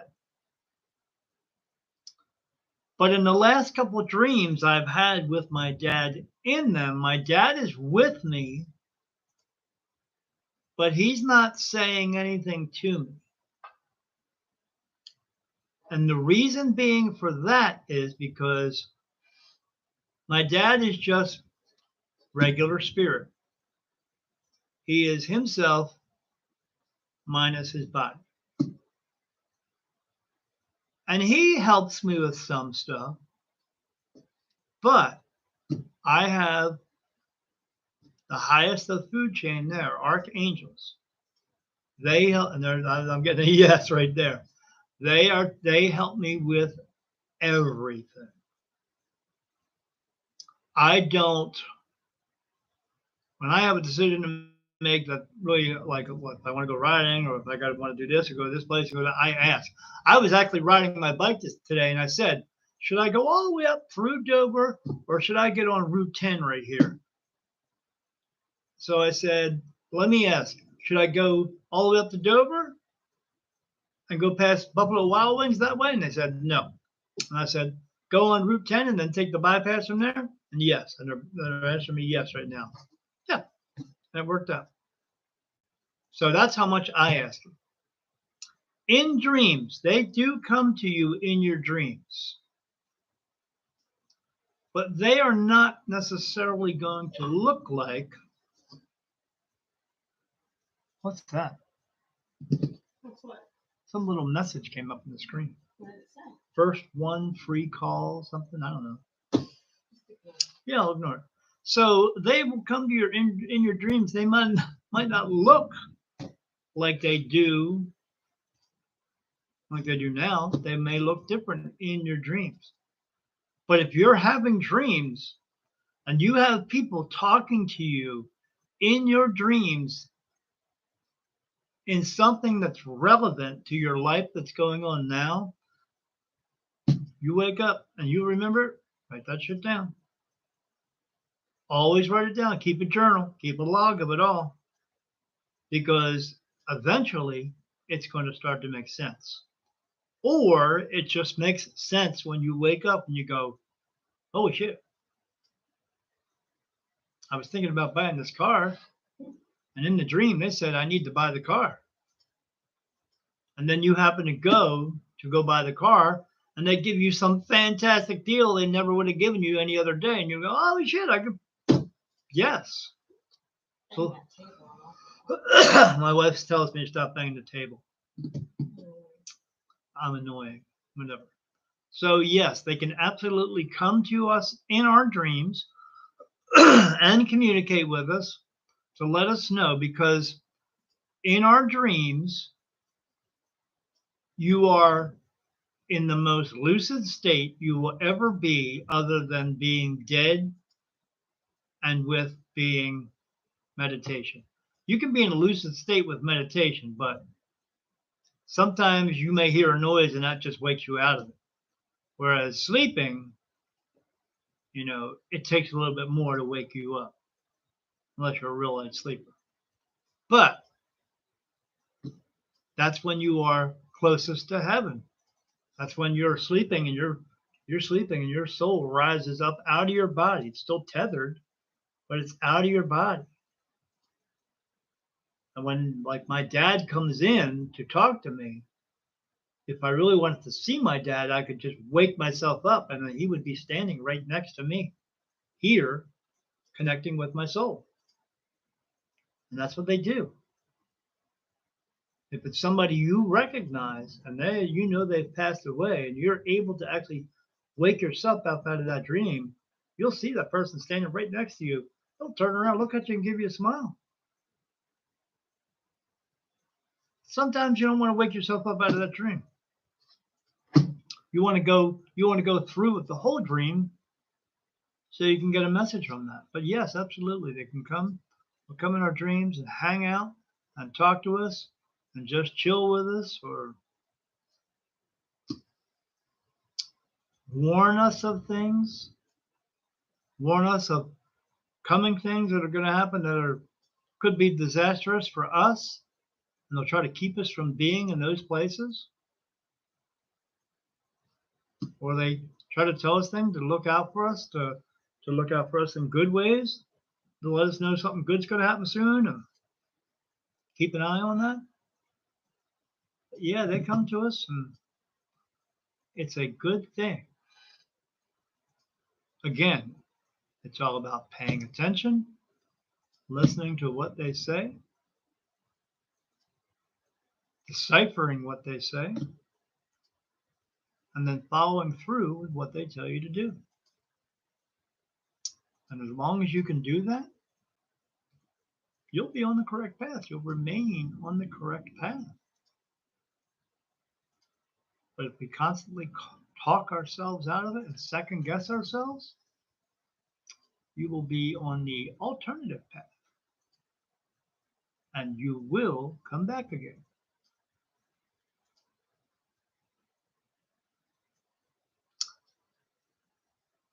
I'm going to say this one last thing. Dina, right now, you are on the alternative path. You need to get on the correct path. You are on the alternative path right now. You don't want to be there. It just came right in. All right. Anything else? Anyone got anything else they want to talk about? I do want to let you know, even though we're going to start doing the podcasting, we are going to continue with the Patreon. But I will let you know, due to Patreon and the way that it works, we don't have as many patrons on there as we did.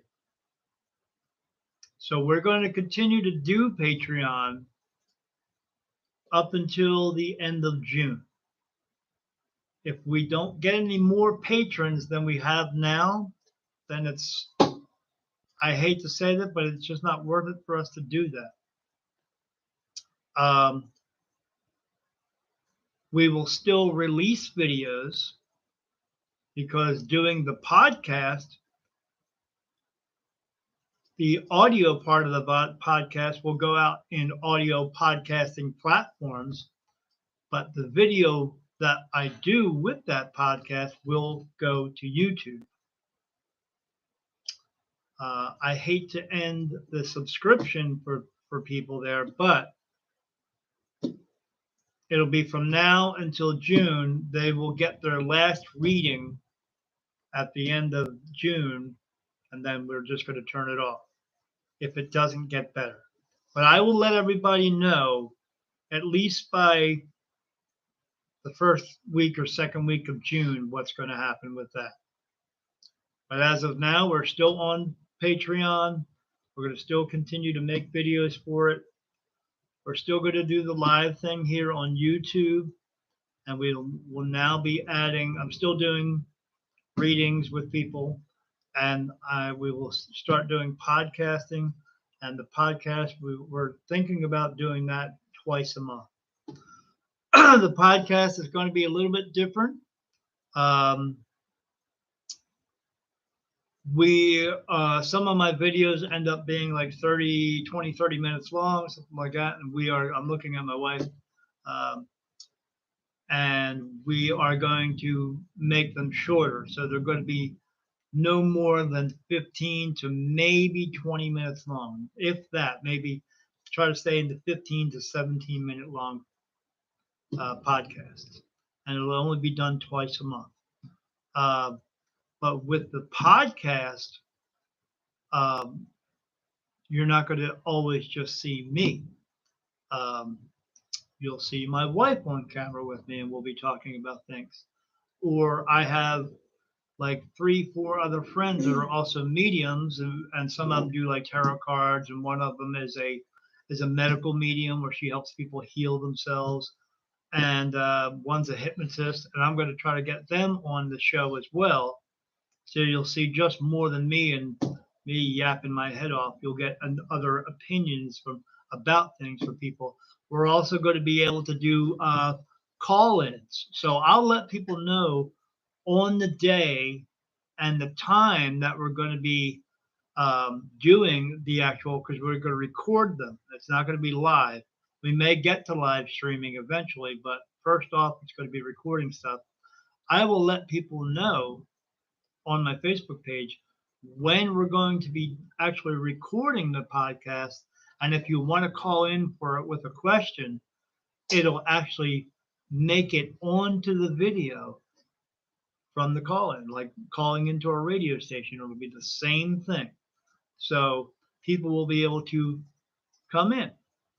Or I may actually have one of you, if you would like to come here, we'll see whatever discussion we're going to do.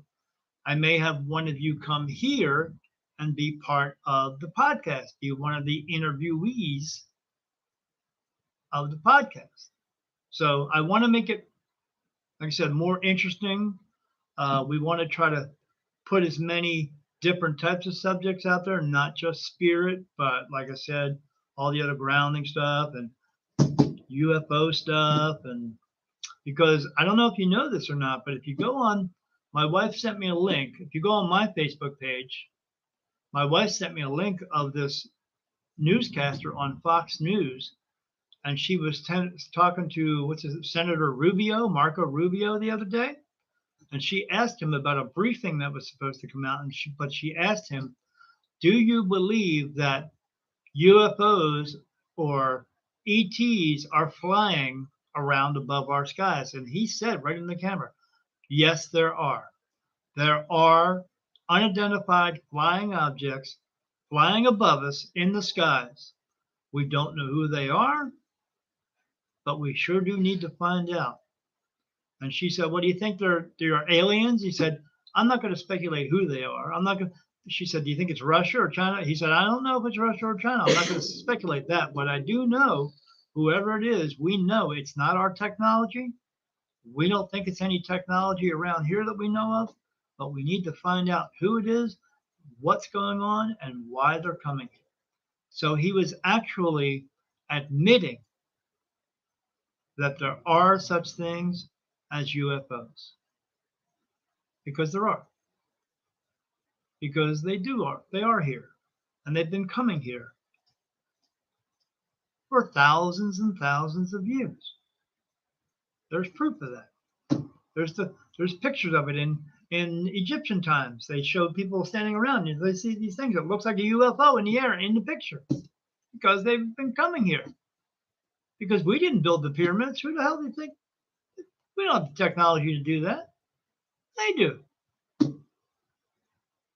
Stonehenge, you think we were able to do that? Hell no. So, yes, they're here. They're here. They're here right now walking amongst us. So, absolutely. So, we'll be talking about stuff like that too.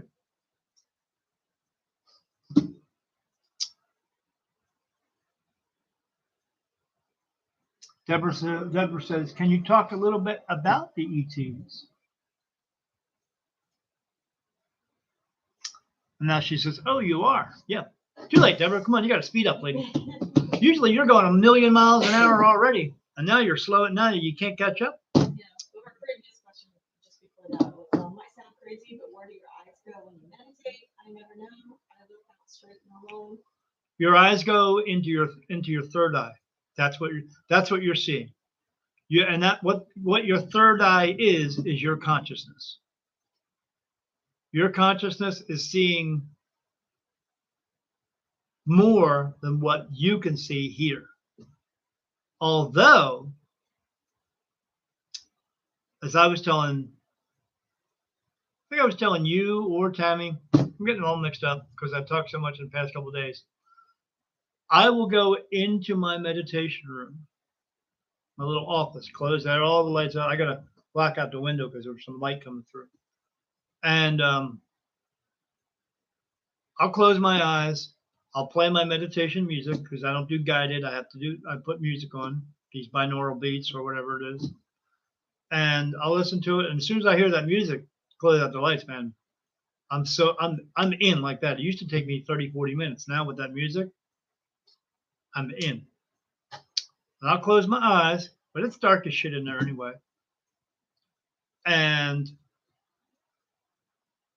they'll start showing me things, but then they'll start showing me like little movies. It looks like a movie, but it's a cartoon. I always see cartoons.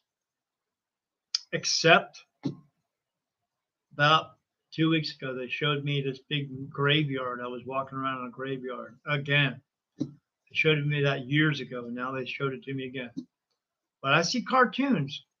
And this one cartoon that I saw, I was just telling my wife yesterday, it was about me and my wife. I saw this little mouse character come up. He walked up, and you could see he's a boy. He had like Tom and Jerry, he had a little bow tie on. And he walked up to this other one. She had this little thing on her head, like a flower. So I could tell that was a girl. And I knew it was me and her, about me and her, because they show me this thing all the time that describes that us getting together. It shows the mouse walk up to the other mouse and they hold each other's hands. And it's looked like they're playing Ring Around the Rosie. They're going around in circle and circle and circle. And that's them, because you have to learn to interpret these things, going through the circle of life. And then they stopped. And then they moved on and they met up with a bunch of these little mice people. And when they did that, her and I and all of them immediately turned gray. And why do we turn gray? Because they want us to be able to mix in with people and become what is called the gray man, meaning you look like and sound like and act like everyone else, so you don't stand out in the crowd so people can attack you. And why do they want us to do that? Because eventually, when things do go to shit, and they will, we have to be able to survive. And in order to survive, we have to make everyone else believe that we are just like them. Because if people at that time find out that I'm this guy, Spirit Medium Daniel guy, and I see things and know this was going to happen, they may be a little bit more than angry with me that I didn't warn them. But I try to warn as many people as I can, but the shit is going to hit the fan. It is coming. If you don't know that by now, I'm going to give you some selling points. Selling point number 1. The president is telling you, you have to take the vaccine. You have to take the vaccine. Please go out and take it. You have to take it. And we're going to give you a card. You all seen the card that says you had the vaccine. And if you want to go out and do things and go places, you have to have that card with you. And if you want to do that, you're going to have that card. Because if you don't have that card, the government is eventually going to start telling you, you can't do things. You can't go places.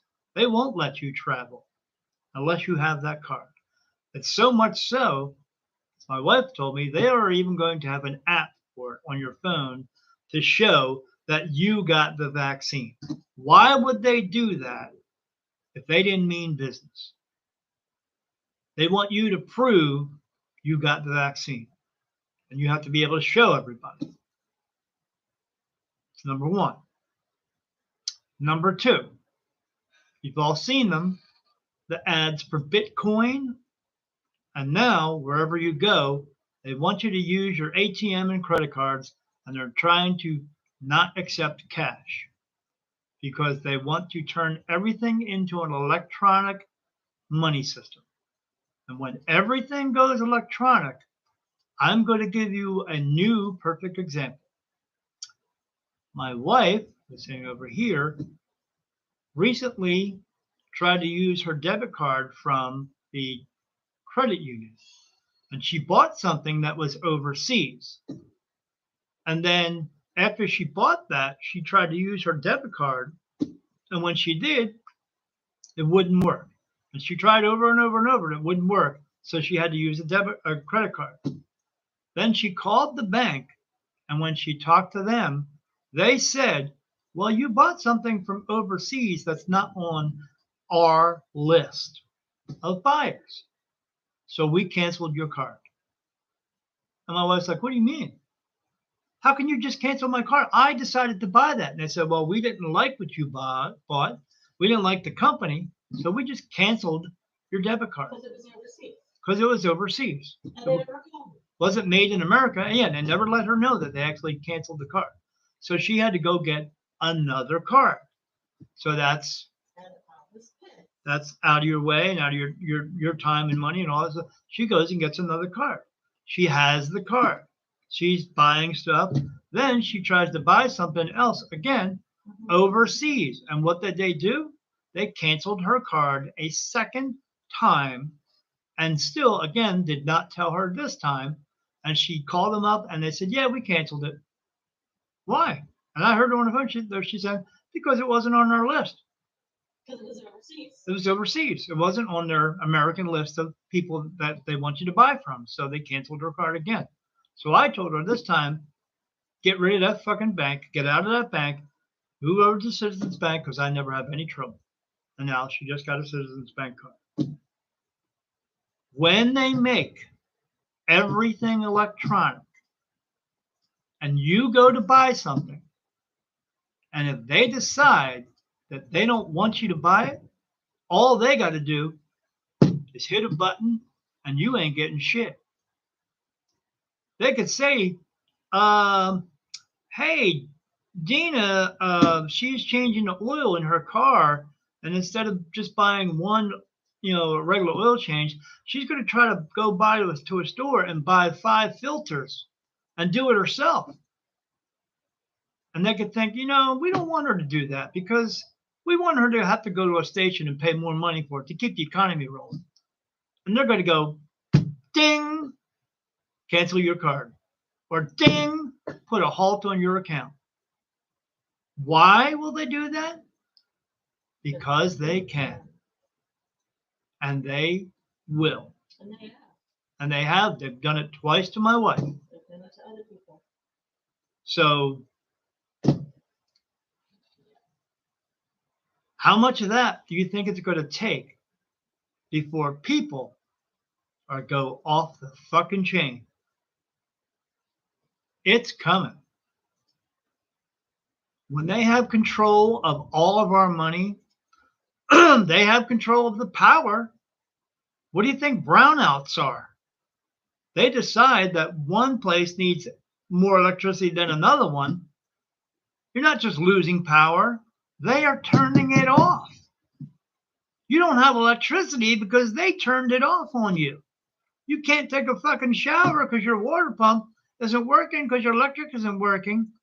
Not because there's too much energy being used. They turn it off. People need to realize they do that when they want to. And how can you control people? By turning off their electricity and then turning it back on if you beg them to. But if you beg them to and they turn it back on, I guarantee they're going to make you do something for it, like pay more money, because they are in control. When that happens, when they start regulating your money, when they start regulating making you work longer hours for less money, because that's coming, it'll be like living under martial law. And you won't even know it, because they're just going to report it on the news as this is the new normal. Because the normal that we had 2 years ago is not coming back. I was talking to Tammy about that yesterday. She said, when's the normal coming back? It's not. I saw a band that I like that did a rock show about 2 weeks ago. They actually played out live with 25% of the people in this theater, because only 25% of the people were allowed in. You think they can make money doing that? You think they can continue to make money doing that? You think the club and the band are going to be able to make it? They've already said 2 years ago, before this COVID came in, these companies who put on big shows were telling bands that they need to take a pay cut because they just can't afford to pay them the same. And the bands were freaking out. They were like, what do you mean take a pay cut? This is what I do for a living. This is how I make my living. Well, you're going to have to take a pay cut because we can't afford to pay you anymore. Do you know who caused that? We did. Do you know why? Because we've been paying bands millions of dollars to be millionaires. We've been paying sports players millions of dollars to roll a fucking ball up and down a court or throw one up and down of a field. They get paid millions of dollars to do that, and teachers don't make shit. How does that make sense? It doesn't. But we are doing it to ourselves because we want everything the best it can ever be. We want our video when we want it. We want our computers on when we want them. We want as much space as we can get on a phone to take pictures with. We want everything right now when we want it. Nothing different. We are causing all of it, not just you and me here, but the whole world. Just think of the world itself. And think of everything that we have done to this planet since the beginning of when we started with coal running engines, coal, when you dig coal up. We started using coal and steam.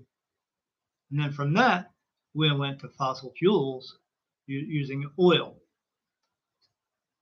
I would say in the past 120 years, we have was slowly, now it's quickly destroying this planet. They talk about that big giant island out in the water that's completely made out of plastic trash. We caused that. They want us to walk around wearing a mask because of this virus.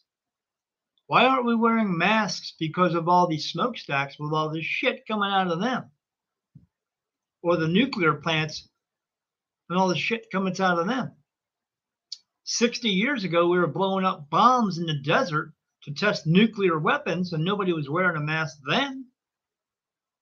And with all the industry that goes on in this world, And we're not wearing masks because of that, but we're wearing a mask because of a virus that's less harmful than Regular flu. the regular flu or the swine flu or all these other ones that were out there. But now we got to wear one for this. It is a bad virus. It is killing people, but you know what else kills people? Death. There's still more people dying from heart disease Yeah, than from COVID. You just don't hear about it. right, because they want this to be the focus, because this is their way of getting control of us.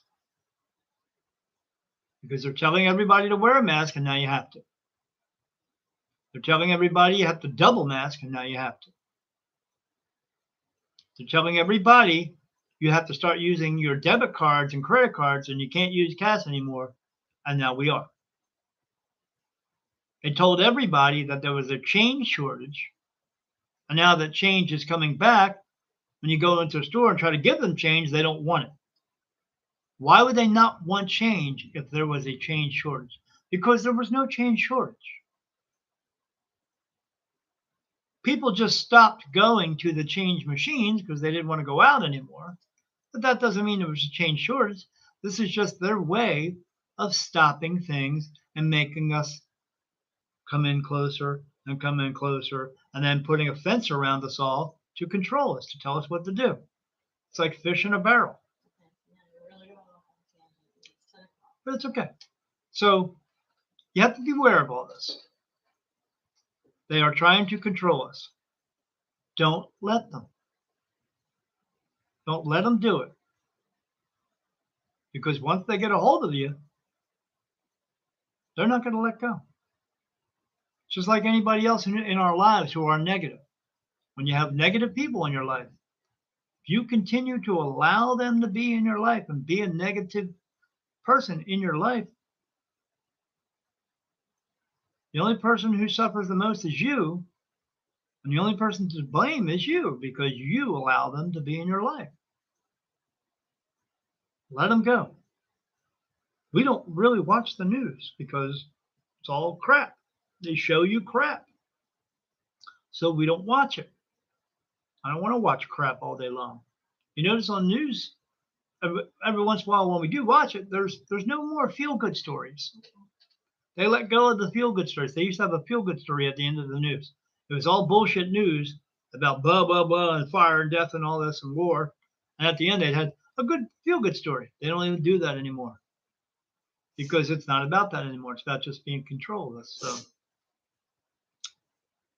the only way you can not be in control is to not pay attention. Don't pay attention to them. Keep your eyes and ears open around you, but when you see something bad going on around you, don't walk into the badness. Walk away. Go somewhere else till it calms down, and then go where you need to go. Deborah says, I never watch the news. Yeah, because it's trash. They only show you what they want you to see and not what's really going on, which is them behind closed doors passing laws to have more control over us. A friend of mine the other day sent me a thing saying about a bill that Joe Biden is trying to pass. You're going to love this one. He's trying to get a bill passed so that police officers can walk into your house at any time without a warrant and search your house. And the idea behind that is to take your guns away.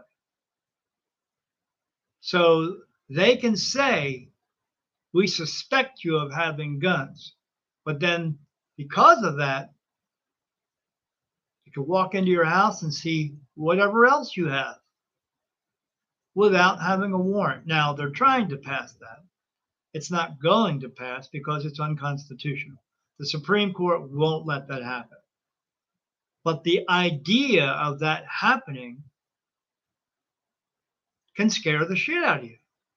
Because you don't want the cops just being able to walk into your house and do whatever they want to do and then take you away because they don't like what you're doing. But the world puts this message out there so that you'll be in fear of this. And you'll start hearing about it from people. Oh my God, the cops are going to be able to come in. Blah, blah, blah. What am I going to do? You'll hear of all these people being scared of all this stuff. I'm not worried about it because it's not going to happen. But they try to put these messages out there so that people will be scared, even though it may never come to fruition and happen. But you'll be scared. They will have you under their thumb. So be aware of that. Always, when I tell people anything, it's always be safe, be well, but be aware. As aware as you need to be with spirit around you, trying to help you and trying to ease you through your life. They're not here to fix your life, they're here to help you through it. You need to be aware of the people who you are around, who are around you. Just like if you were to drive down the road, you're cautious in a back road to make sure a deer doesn't jump out. Well, you need to be aware of whoever's around you to keep yourself out of trouble. And you can ask spirit for that too. Hey, I'm about to go to this place. Should I take the front entrance or the back entrance? Should I take the front entrance? You got no touch? That's no. Should I take the back entrance? You got a touch on the top of your head? Yes, then take the back entrance. Because there may just be something that went on. Maybe two people were getting in an argument. You were about to walk in the middle of it and they were about to throw down. But you don't know that. But you don't need to worry about that. You just need to know that you need to be where you're going to be safe. And they will help you with that. So ask them about those things. The more you ask, the more you'll get answers. And the more answers you get, and the more you follow through with those answers, they will give you more answers and more answers because it's a trust thing. But if they give you answers and you don't follow through with it, you're not going to get as many answers as you want because most people only want answers for things that they feel is a crisis because everything else they do is based on their own selfishness. And they're just going to do what they want to do. But that's not what life is. So ask them as much as you can for everything in your life, and they will help you. Because all they want to be acknowledged that you're acknowledging the fact that they're actually there. And you have faith in the fact that they are there and that you can trust them. And when you do that, they'll be there for you. They got your back. You know, Tammy, she's got Michael, she's got Helen. They got her back. Same with Deborah. They got your back. You just have to have faith in it and trust it. You both understand it. You both get it. Kat, you get it. You understand it. You get it. So always ask. Because the more you ask, the more they will give. And the more they give, you got to follow through with all that. Don't pick and choose, because that's ego. Just follow through with it. All right. Is there anything else? Does anybody else have a question? I'm going to give you about 20 seconds here to see if something comes out. So if you got a question, ask a question. What time is it, my darling wife? It is 10:13. It is 10:13. So if you got a question, I will answer one more question, unless two questions pop up real quick, but I will answer one more question, and then we're going to get out of here. So if anybody's got a question, let me know. If not, I will see you next time. That'll be the end of what? April? April. Yeah. Holy crap. It's a long time. By that time, we'll already be in the process of doing the podcast. Like I said, those will be between 15, 17 minutes long, shorter. It'll be some of the same subjects we've already covered in the Patreon videos, just more shorter and to the point, and with more people in the room talking about the subject. So more points of view. So that'll be interesting. I'm looking forward to doing that. I really want to do that. I was approached about doing a podcast about a year ago, but the guy who I talked to from this company wanted me to pay him $7,000 in order to do it. And I was like, what? He's like, yeah, we're going to produce it and all this stuff. And we're going to do all these little things and blah, blah, blah, blah, blah. And it's going to cost it. He was going to give me discounts and all this crap. And it's going to be $7,000. And that turned me off to it. And I thought, well, I can't do this myself, I guess. But we found out we can. And it really won't cost us much except getting the equipment and getting onto one of these platforms. But not going to cost $7,000, that's for sure. Yeah.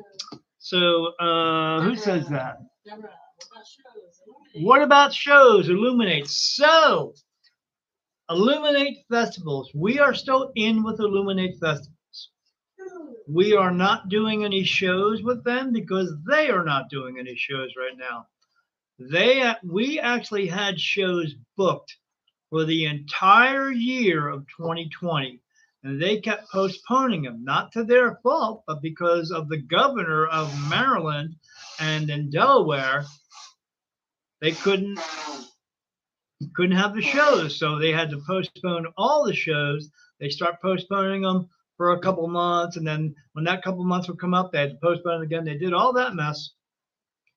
Finally, I was contacted by Judy, who puts on the festivals, and she sent me an email saying that all the money that we put forward to book our table, because booking a table at one of these shows was like sometimes $100 to up to $180 up front that we had to put up. So it would take us, 5-6 readings to get in the black, so, and then we would make money after that, but not a lot. We didn't really make a lot of money.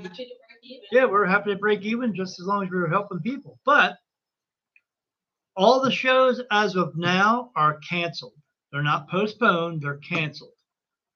And they sent us a check for all the money we put. We got a check for like $900 because we had so many shows. As I know right now, they are not going to start having shows until I think August or September of this year. And they will let me know ahead of time, because if we want to be in the shows, we have to reapply, which we just fill out this form and then pay the money, and then they send us the information. When that happens, I will let you know, and I'll let you know ahead of time. So when they send me an email stating that they're going to start doing shows again, then I will let you know that they're going to do that, and I will let you know which shows I'm going to be at. We tried to do that last year and keep it up, but they kept postponing, like I said, and we kept putting the new dates up and then crossing that one off and putting a new date up, and then I was getting to the point where I couldn't even figure out which shows I was going to be at. We even booked some hotels and then had to go back to one of the hotels and say we cancel our booking because we're not going to be there.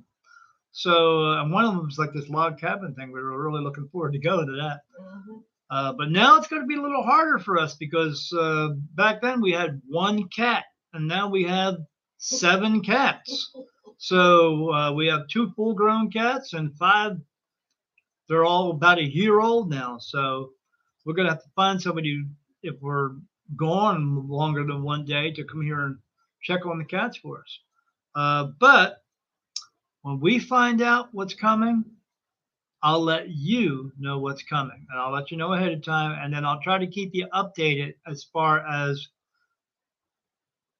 if they are still being put on. There was a show I was going to go to that was going to happen in April, an outdoor show for like camping and Jeeps and gun show and all that stuff, because I love the guns. And that was supposed to happen in April, and I just got a message the other day. They've postponed that until October of this year. And if you notice, when they're postponing things, they're postponing it either 3 months or 6 months away. Why? Because they don't know when the fuck it's going to happen. They have no idea. So they try to put it off as far as they can. And then when that time comes up, they're either going to have it or they're not. And then they'll try to postpone it. again, or try to or cancel it. So it's not easy. I give a lot of credit to Judy because she tried and tried and tried to keep everything in line. She even had to check her records to make sure to see which ones I was going to be at. And she did that for me, and I was so thankful because I was so confused, and as everyone else was. But she has her stuff together. Very smart lady, very easy to work for. Uh, she puts on a great show. We love going to Illuminate festivals. We miss going to the festivals because there's such a good energy in that group with all there's other readers there and Reiki people and people who sell crystals. There's such a good energy there. We miss going to them. I mean, we miss going to them as much as other people do because they want to come there and get answers and get readings and get all their stuff for them. But we miss being around. We got to know some of the other readers, and I miss seeing those people, as we all do. We all miss seeing our family and friends. So is this going to slow down anytime soon? Is COVID going to slow down? Like they say, oh, we're not going to have a fourth wave. Don't put any trust in that. We have already 13 states that have said you don't have to wear a mask in the state. But you go to the stores and they tell you still have to wear a mask. Should you put trust in that everything's going to be okay? Absolutely not. Do not put trust in that. I'm telling you, we received the message about this coming, the virus and that stock market crash. We got that message 2, 3 years ago, and we were telling people. They told us this was going to go on, the whole entire thing. The bad stuff's going to be bad for 4 years, and then it's going to be 3 years till we come out of it. It's supposed to last 7 years. We've already been through the first year. We're into the next year, and then after that, we have another 5 years of this.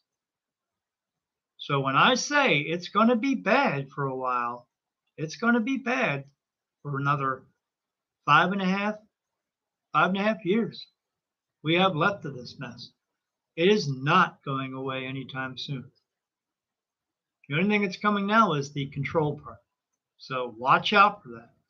Pay attention, see who's around you, what's going on around you, and try to stay away from that stuff.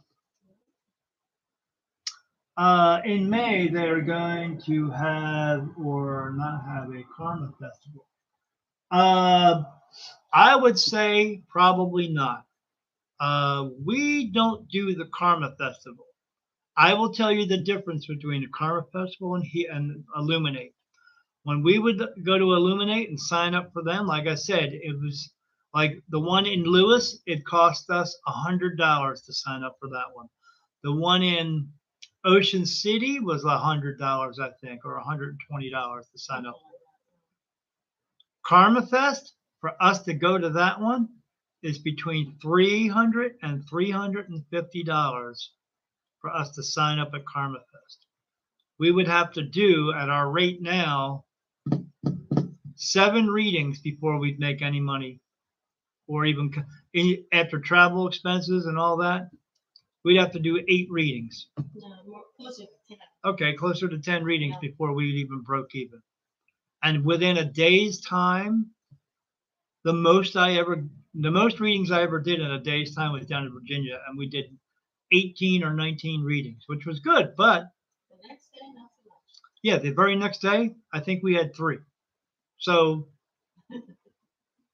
I think we broke even. I don't know, but we were down there for 3 days. So if they have it, ask yourself, do you trust being around all those people? People will be ready to going into a Walmart.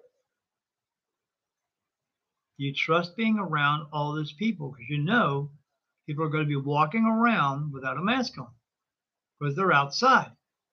Because no one is going to want to walk around in the dead of heat with a mask on their face. So ask yourself, do you feel like this is okay to go to? Not only ask yourself, that's a perfect way. Ask yourself before you go to Karma Fest, should I go to Karma Fest? Ask your guides, do you think I should go? And if they say no, and you go, but if they say no and you don't go, don't feel like you've missed out on something. They'll help you with anything. Just ask. But I don't see things happening in May. I mean, we're 2 months away from May, and I don't see that coming back already. And if it does come back, it's going to be as a, 25 people can come in. If you want to wait around until 10 people leave, then you can. But I don't. Things are not going to come back in the capacity that we would like. That's what I say about the new normal. Things are just not going to happen in the capacity. Concerts are not coming back for a long time. Hell, Ozzy Osbourne said he's not going to come back out and do concerts until 2022 or 2023. He's not sure. Who knows if he's even going to be alive at that point? Oh, they said no. But yeah. Neil Sean from Journey said he's not going to come out and go back to touring until 2023, or there's some point that says this is all gone away. But he said he's already thinking 2023, and this is only 2021, 2 more years, and he said that last year. So things are not going to go the normal that we knew, that we have known all our lives, is gone. It is not going to be like that ever again. There's always going to be some type of security thing in the works with that. Capacities of buildings and then crowds will be much, much less. You won't be able to get tickets to shows because instead of 30,000 seats being sold, only 5,000 seats will be sold. So you better get in there quick, and everybody will be separated because they're not going to trust things ever again. So be wary of that. The new normal is not even going to start happening for a few years because they don't know what it is yet. Deborah says, whoa, I bet everything will be expensive.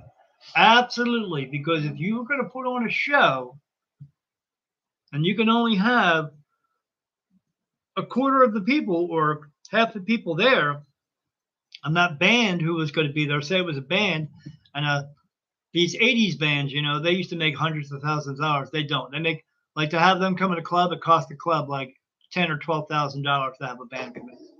Now it's going to cost, because you have half as many people, they're going to have to, if you paid $50 for a ticket, now you're going to pay $100 to see a band in a club. Does that make sense to you? Nope, but that's the only way it's going to happen. So get used to it. If that's going to be the new normal, everything's going to be expensive. And people are going to do less things until they change that. And that's not going to change for a long time. Because you can't trust it, because there's got to be some type of security in there to keep everybody from getting sick, because they think if they can pass that around, they can pass something else around. Right, babe? Yep. Okay, so yeah, Ozzy Osbourne is still standing. Not very well, though. All right. We are done. I hope everyone got something out of tonight's video. If you didn't, you are SOL. Shit out of luck, because I tried to cover it as much as I can. Like I said, our next video will be at the end of April. I will post it on my Facebook page, as I always do. Thanks everybody for showing up, because I enjoy talking to everybody, because everybody here that I talk to knows that I enjoy talking. Like I said, when I did my reading the other day with Tammy, 6 hours, Deb was I think 5 hours, I always say it'll be a 45-minute, but that's shit. It always lasts a lot longer than that. When I had my reading with Kat, it was a lot longer than that, because I want to make sure everything is the way it needs to be. So I want to make sure everyone's good. Make sure you are good. Like I said, like and subscribe to my video, to my YouTube channel. If you can, subscribe to the video channel. Subscribe. You can see me on Twitter. You can see me on Facebook, Patreon, Instagram, my website, soon to be our podcast. The podcast name, if you write this down, is going to be Beyond the Veil. Each video is going to be Season 1, Episode 1, Episode 2, Episode 3, and whatever we talk about on that episode will be discussed that episode. I'm not going to say, hey, we're going to talk, we're just going to, I'll say it right then. Today we're going to talk about, but I'm not going to put it in the description because to put everything in the description, you may pick and choose what you want to see. In order for you to see it, you got to come and watch it and hear it. So it's a marketing ploy. Anyway,